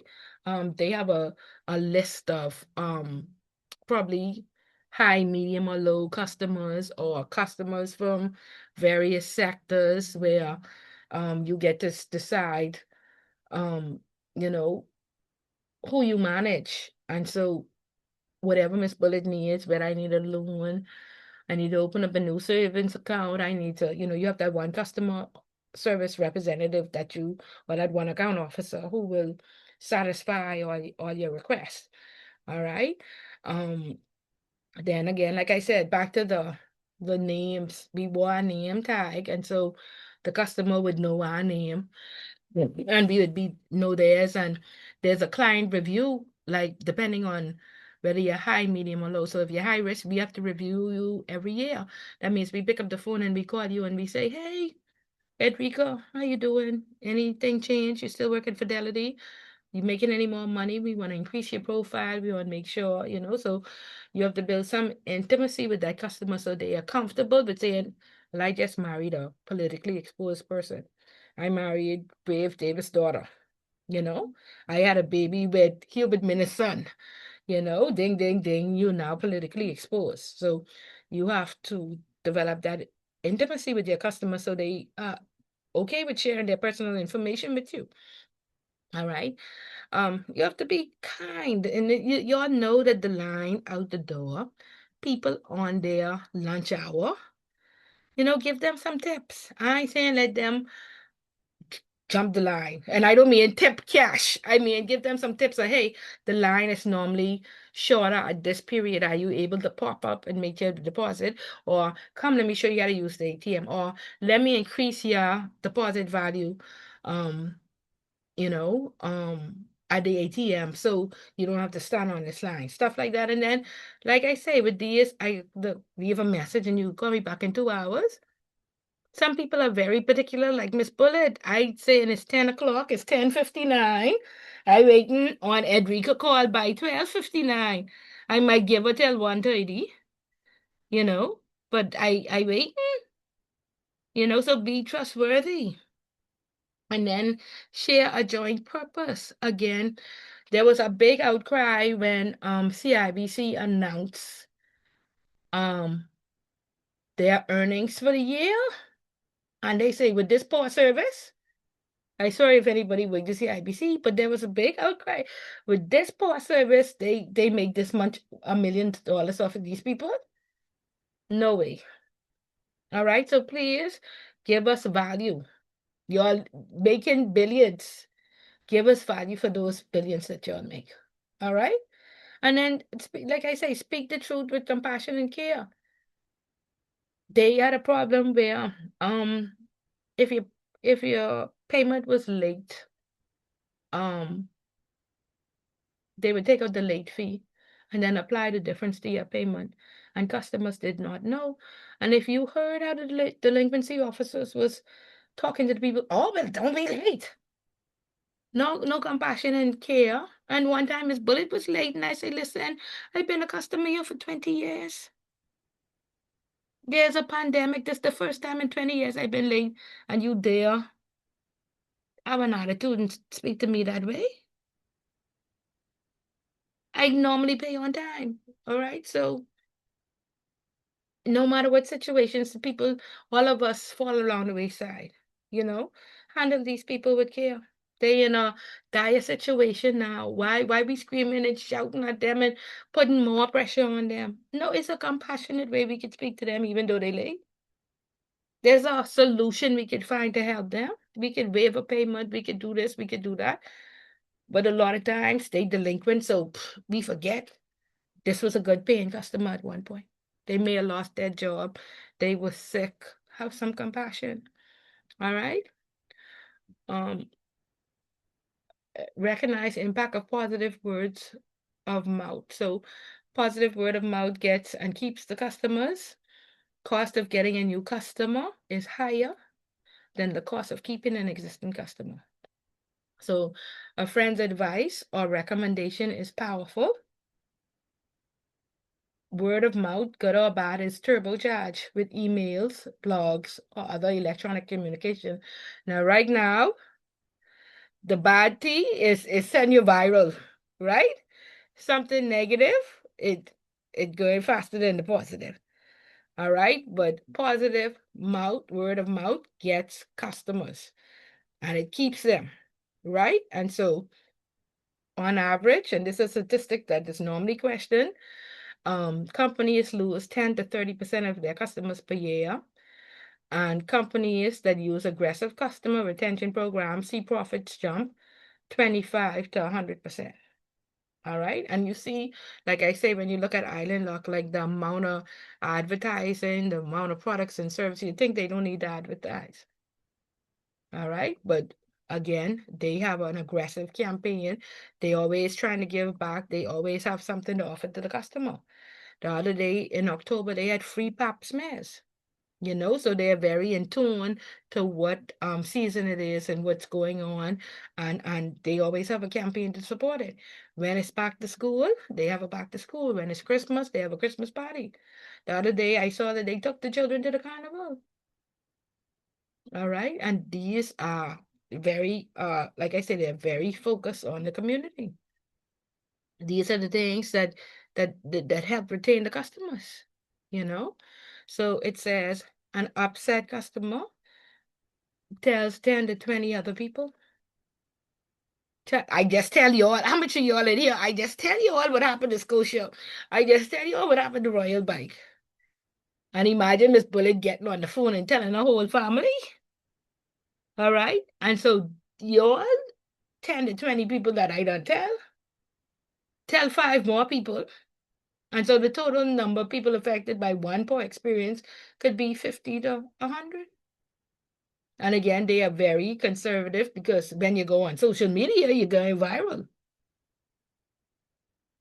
All right. So please be careful about how you upset these customers. All right.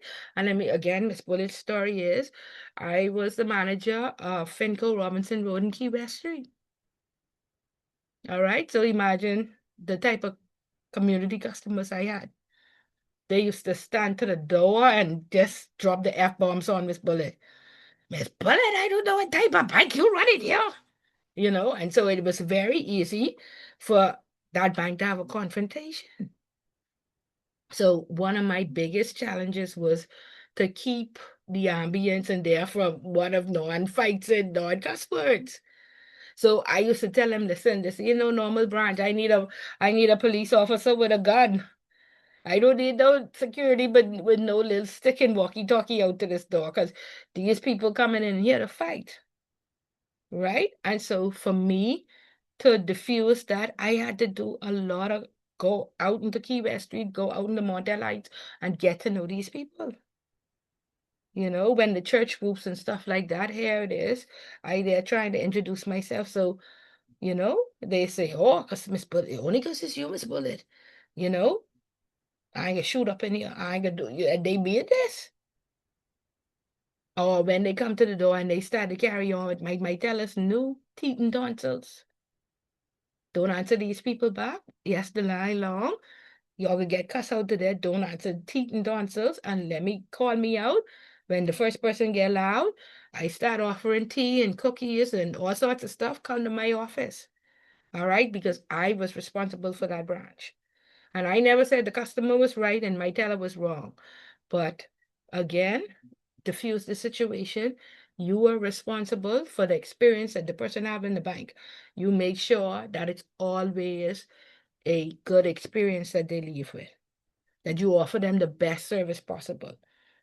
All right. And so not everybody you could diffuse, but if 9 out of 10 people don't kick up a fuss, that's better than the 10 people who would have fight.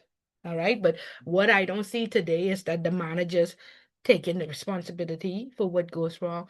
Yes, the person been on the line for an hour. Yes, if I needed this wire sent from Friday. Because of the level of mistakes they make, it couldn't send till Monday, and now this a week later that this money get into this insurance company. That means my house ain't covered for a week. God forbid if something happened. But they don't understand the tension that they got that causing me. And anybody else who don't care about being diplomatic could come in the bank and, catch a fit. All right. So please understand the service. When I saw that line out the door, I got cash. I out trying to serve the people. I trying to say, fill out. I work in the line. Come fill out the form so that could speed it up. Come, let me walk you out to the ATM. If you a little timid with using the ATM, come, let me show you how safe and secure it is. Come, let me take you online and use online banking. You don't have to stand here to send this wire. But I don't see that interaction. I truly don't. They don't care how long the line is. And my experience was, I was on the line, 2 tellers, of course, on a government payday.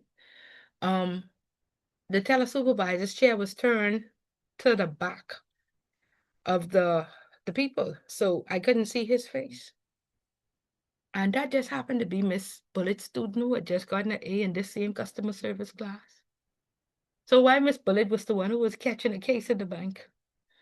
Because he was on the phone and 2 people serving this line was wrapped round the door 3 times. And I was saying, who is the manager? Who is in charge here? Nobody answering me. And then it must have been like 1 o'clock. And that teller, 2 tellers now, 1 teller pack up and go on to lunch with Miss Bullet. I nearly drop on the people's floor. I walk up to that counter. I say, hey, who is the teller supervisor? And when they call his name and say he on a phone, he does him with his back turned, he on the phone, I say, tap him on his shoulder, please.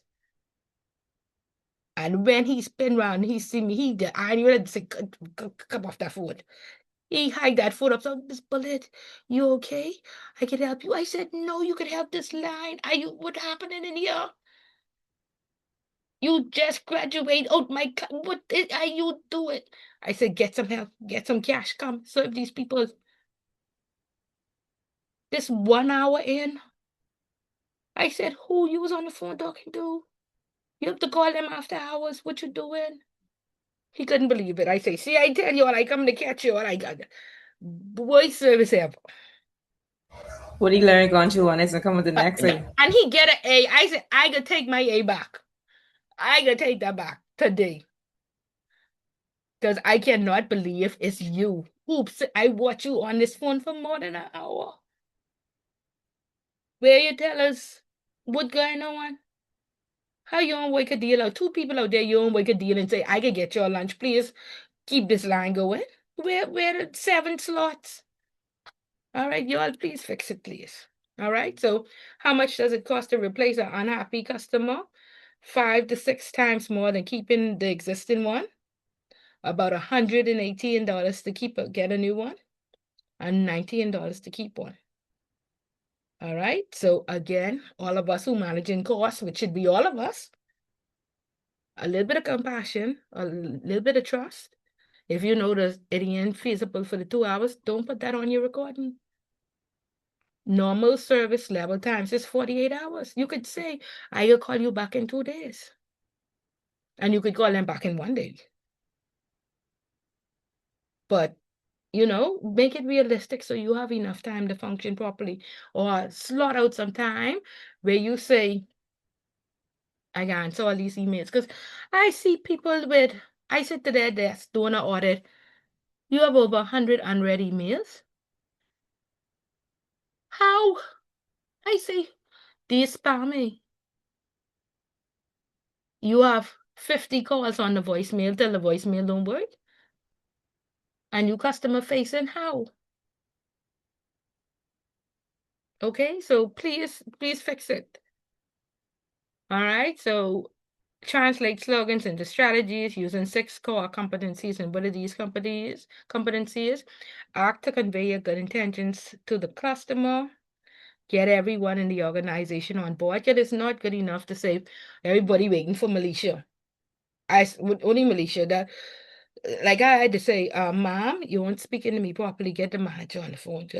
I gotta see if she speak this language, because I can't even accept after you send me 20 wrong emails that you talking to me this way. All right, so get everybody on board, especially low-level employees. Remember, wherever there's a group, there's high, medium, and low employees. You know, and again, with the slogan say, you only as strong as your weakest link. You know, feel better about yourself and your life by giving great service. So you gain some satisfaction too, because of course the reports will be, oh, I get excellent service from Tamika. I get excellent service from Malaysia. I only come into this bank because of Miss Dean. You know, the people like to say, if it wasn't for Miss Dean, I would never bank with you all. All right, so core competency is ability to communicate effectively. And again, we are not knowledgeable enough. I know the policies and the procedures are too thick. I know that the advertisement or the promotion changes every month, but that's a part of your job. This, I don't know, unacceptable. This, I don't stand on the line for 1 hour, now I must go stand on Lawrence line. That unacceptable. If at minimum, pull out a pamphlet and say, just the pamphlet. All right? Acceptance of ownership and responsibility. Everybody say, oh, this above my pay grade. Or we overworking underpaid.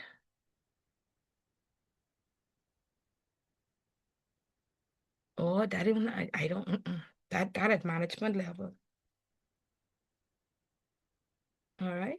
And then our own job description, we, like I say, it is your responsibility. Just because you're not in the loans department, everybody in the organization have a little sales snippet on their job description. Everybody responsible to help bring in new business. So how are they in your responsibility to know what the promotion is for this month?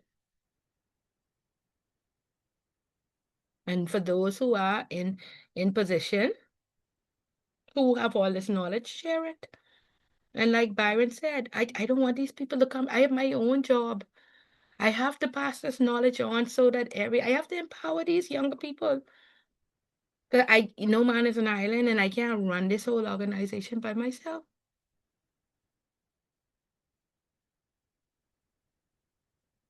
Okay, an ability to manage knowledge and share ideas. And again, we have all these suggestion box.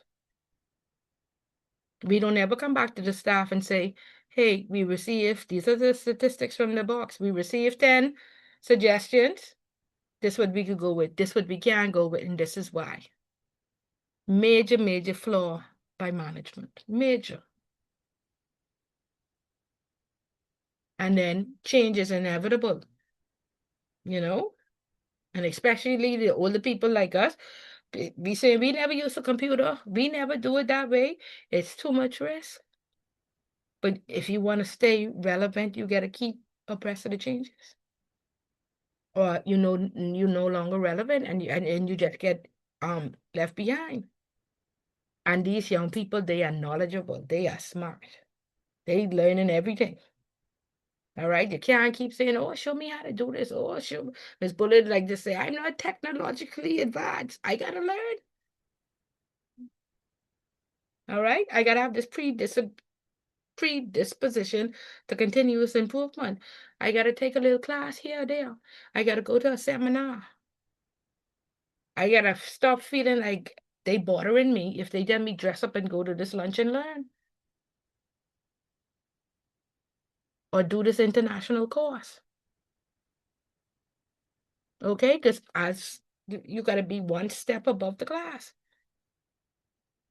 I can't be taking customer service at this level and teaching it. No, this level 2, I should be on level 10. That means I would have continuously improved. So I give you the most up-to-date current information. All right, so think about it. Quite often we get in these positions and we get stagnant. Or we would have had our degree from 1999. No, the whole world done changed. No longer relevant. All right, so you have to upgrade. You have to keep abreast. You have to read the newspaper. All right, so get customers beyond satisfaction to loyalty. All right, and like I say, especially people who are in sales, you need that generational banking. You need them people saying, no, my Grammy sent me to Malaysia Dean. I sitting here waiting till Miss Dean available. And Miss Dean, if she know what's good for her, she better. If Grammy said you better make yourself available, because Grammy get 10 grandchildren. That's 10 accounts. Right? And that's because Grammy was overall satisfied.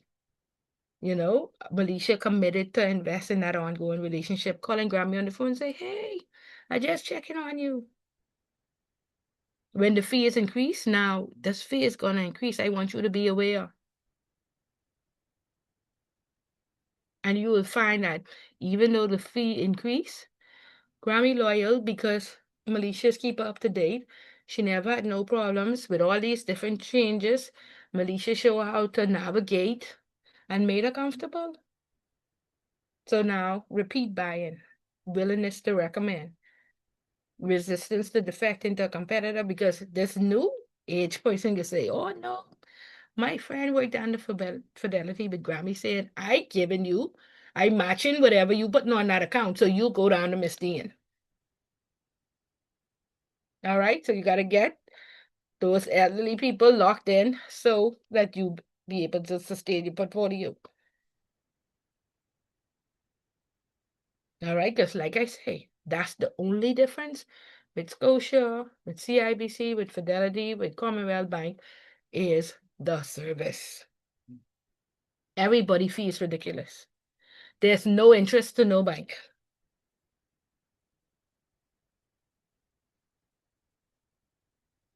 And the credit unions don't have the technological advantages that the banks have. And so whilst the credit unions may have the interest, the banks still a little bit more competitive because of online banking, ATMs, and what have you. Okay, so please, like I say, get this service under control. All right, so any questions?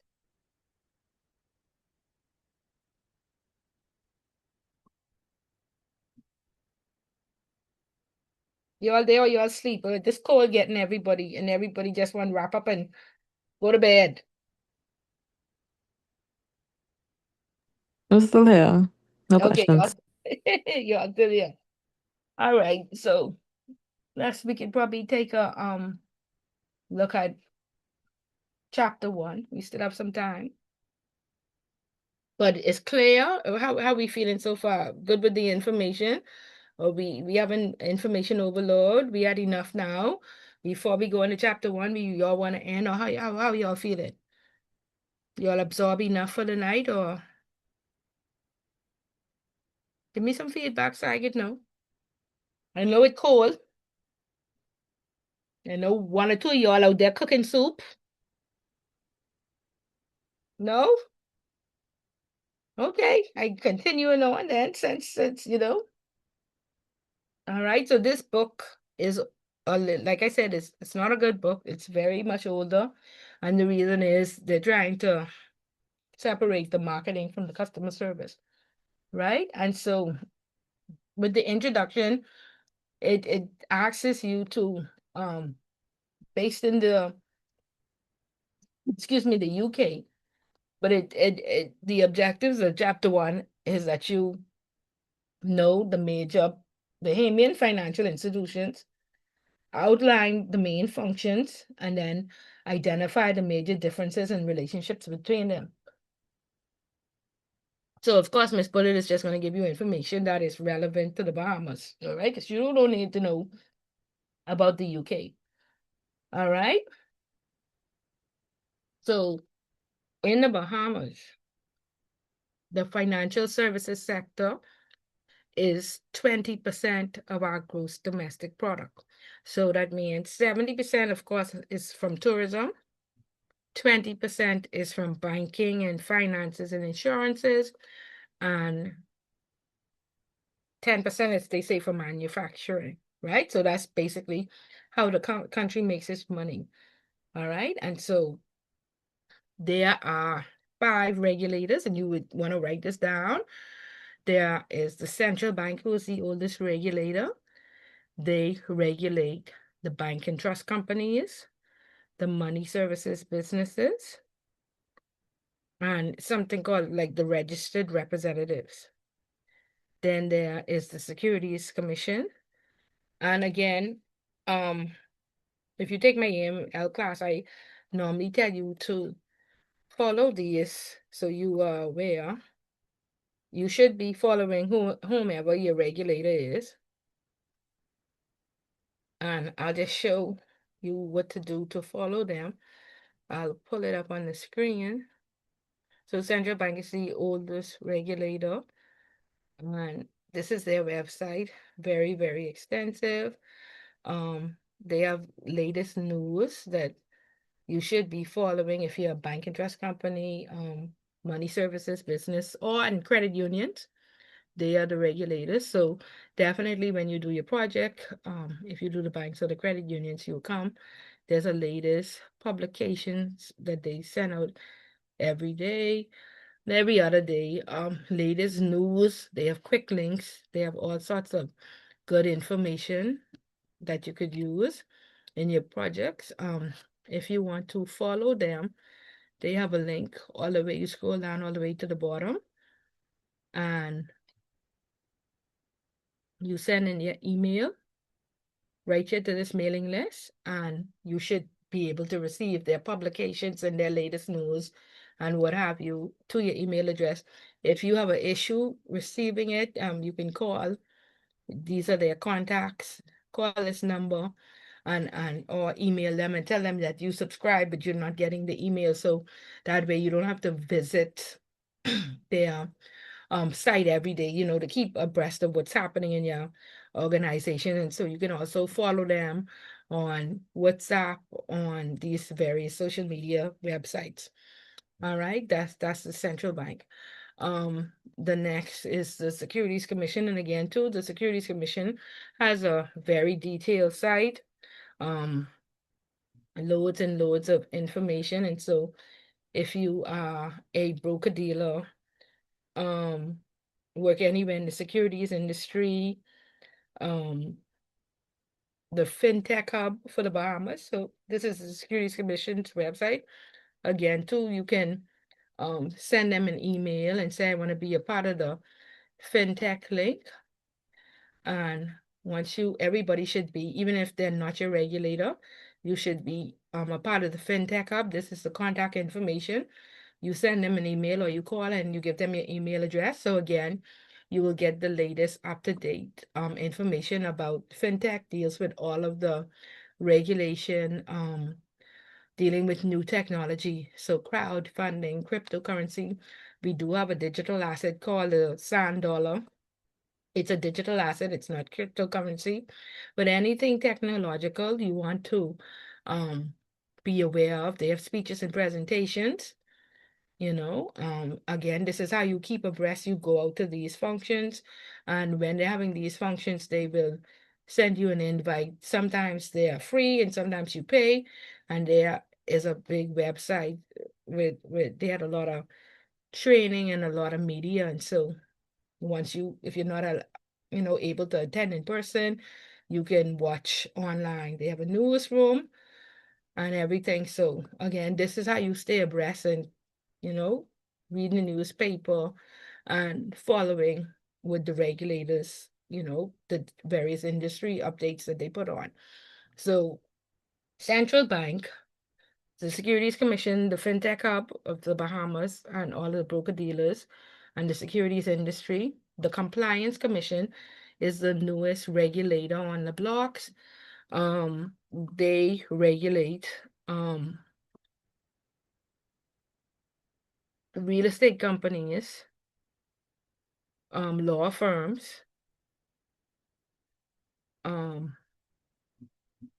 there are some jewelry stores downtown that have precious gold and precious diamonds and stuff like that. And so they also have to have um money laundering reporting officer on staff. And they are regulated as well. Let me see, they have codes of practice for the different ones. So they regulate lawyers, accountants, real estate brokers, and dealers of precious metal and precious stones. So this is the Compliance Commission, and this is not the criminal lawyers. This is the lawyers, like corporate lawyers like Higgs and Johnson, the accountants like KPMG and Deloitte. Then there is the Insurance Commission, of course, that's the insurance sector. Then there's the gaming board that they regulate all the number shops as well as the 2 casinos. And then I think that's it. So that's the 5. It's 5 regulators. So the Central Bank, the Securities Commission, the Insurance Commission, the Gaming Board, and who's the last regulator? Anybody know? Who Miss Bullet didn't cover? Yeah, that's those insurance, gaming, Central Bank, and Securities Commission. All right. And that makes up the financial services sector in the Bahamas. And so it says examples, the book goes to talk about the types of deposit taking intermediaries. And so that includes like commercial banks. We do have building societies, but they are more so like burial societies in the family islands. And so they don't so much take in deposits, but they do for the community. Each community pays a due or dues, so that if somebody should die, they do collect those dues, and they do assist with like funeral expenses and stuff like that if somebody passes away.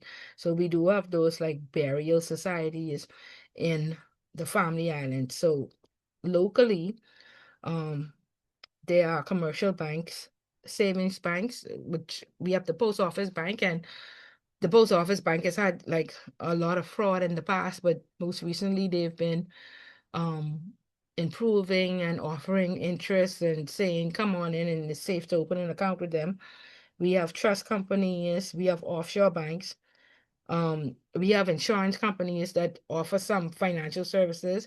The same thing with these accounting firms, real estate firms, and law firms. They offer their customers financial services, and so that's why they too have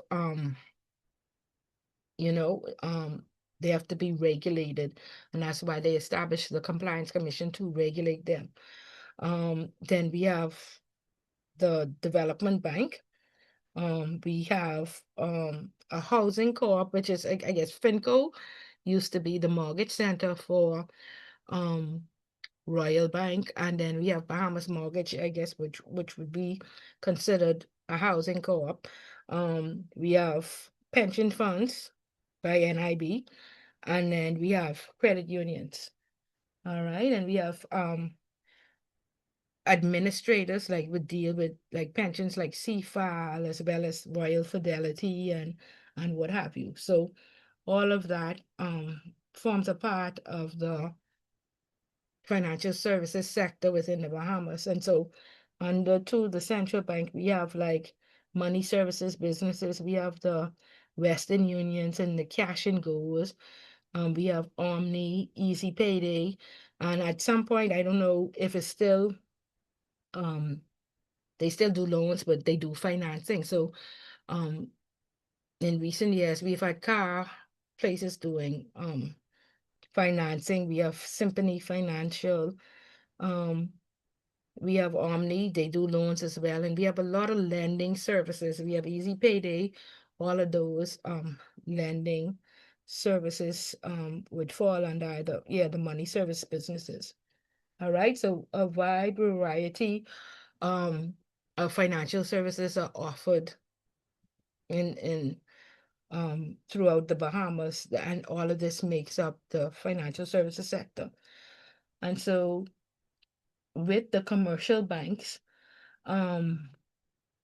there's something, they consider them the clearing banks.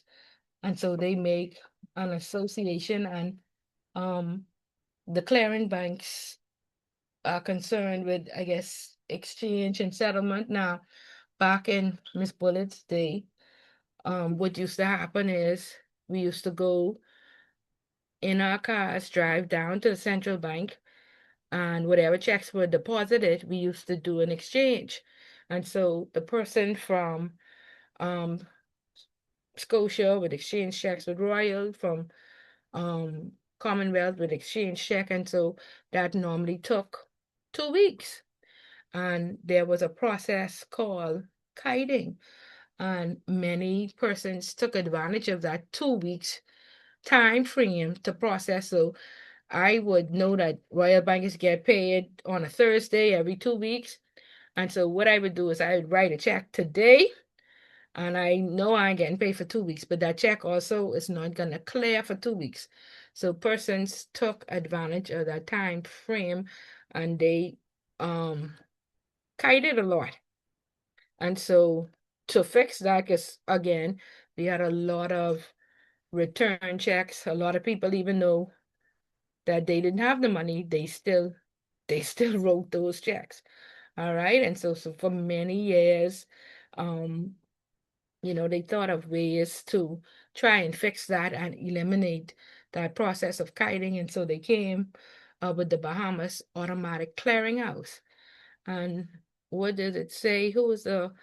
It says, owned by the clearing banks of the Bahamas, the Bahamas Automated Clearinghouse is committed to serving the domestic retail banking industry directly and the business community at large. And so the clearing banks, of course, is all the Canadian banks, Royal, Scotia, CIBC, Commonwealth, and Fidelity, right? And so essentially what the automatic clearing does is it allows that 2 week time span to be reduced to 3 days. So that has cut down kiting, like I say, writing those checks and taking leverages on the 2 weeks that it'll take for it to clear, to not be possible any longer. I don't know. Some of you who work in retail, Edrica, we still having a problem with kiting, or has ACH eliminated that completely? Ashley, would you know? I'm not completely sure. Yeah. Are you At familiar with Fidelity, that? Mhm, sorry, at Fidelity, we primarily use ACH. Well, yeah, ACH is our RTGS. mhm. Okay, so you know about kiting? I I don't think I've ever even heard about Heard kiting about it. Okay, before. see, the young people don't even know the young. Okay, so we used to have loads and loads of overdraft checks. So people just wrote checks willy-nilly, and then we found out in 2 weeks they didn't have money. So now, like I said, because ACH is really within 24 hours, and within 3 days, people don't do it anymore. So it discouraged them completely, you know? And so let's look at the functions. Let me see what they say. Our team, we spare our services. Our products and services are created with care and precision as the role of the National Financial Clearinghouse in the Bahamas. We facilitate the clearing and the settlement of monetary transactions between the retail banks and the Central Bank of the Bahamas. All right, so make sure that you are familiar with ACH, and again, what they do. The genesis, the Bahamas Automatic Clearinghouse began with the initiative to modernize the national payment system in the Bahamas. They say from 2004, the Bahamas Interbank Settlement System and Real-Time Gross Settlement System, RTGS, ecosystems were born. The goal was to interweave the 7 clearing banks and the Central Bank of the Bahamas to electronically transmit and settle large value payments among each other in real time. So because of this eliminated, like I said, that long time frame, and persons are not able to um you know hide any longer. All right.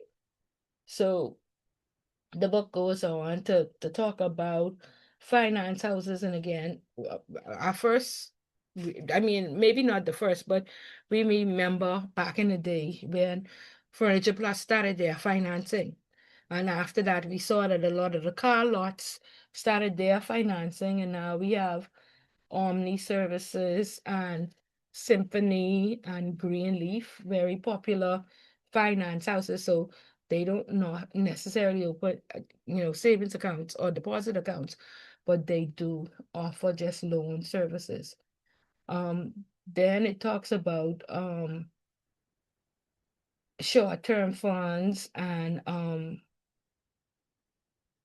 different types of investments that you can invest in. And for persons new to investment, Central Bank normally has a good offering, and they do offer like the treasury bills, which are short-term debt obligations for less than a year. Short-dated government stock, which is normally due for early payment or redemption. Commercial bills, which is like 30, 60, or 90 days. And certificates of deposits. So many of the commercial banks also offer like term deposits and stuff like that, that you can go and deposit money. However, in the retail banks, there's really, really no interest. And so at the moment, the credit unions are offering a better rate than any of the local banks. Then they talk about other financial institutions. And again, that's the law firms, like I say now, offering financial services to their customers, real estate and accounting firms offering financial services. And so they normally have a financial service certificate or license from the Securities Commission or a corporate service provider's license. Now, in the United States, most of the real retail stores have a card, like Macy's or JCPenney or Walmart. They have various cards that they offer, and all of these now compete with the bank. And then I think over here there was a doctor's hospital cards or some LAMP program where you pay a certain premium to them each month. And if you need to come to the hospital, it's outside of an insurance where you would have made enough payments and they give you a card for coverage. All right. So we talked about what makes up the sector. Um, and then, like I say, we have RBC and FinCo that make up, like FinCo is the mortgage center for Royal Bank. So there's various types of, like I say, products and services that are offered in the Bahamas that make up the financial services sector. So what are the main functions of financial institutions? They offer, like I say, they offer automatic clearing, they offer savings and deposits, they offer term deposits, they offer wires. They have many products that you can choose from. And basically, like I said, they are the second sector in the Bahamas, where most of, like I say, our GDP, 20% of our GDP is generated from financial services sector, from the financial services sector. Okay, so that's all we will speak on, and we for chapter 1. And again, like I said, we want to make sure that we have all the information from the Bahamas. And like I said, the book is based in the UK. So what is the most important takeaway is who are the regulators, what they regulate, automatic clearing, kiting, who are the finance houses, and of course, like I said, we know who are the regulators, so that'll fall under like the insurance commission, the money services businesses fall under the central bank, the gaming industry, that produces a lot of revenue that falls under the gaming board. Okay, so we'll stop right there, and we will start next week with a recap of chapter 1, and then we will go into the remainder of the chapters. Okay, any questions? Okay. Okay, all right, no questions. Okay, guys, so have a productive week, and we will pick up again next week. Same Thank time, you. same Have a place. good Okay, night. good All night. right, have a good evening. Good night, good evening.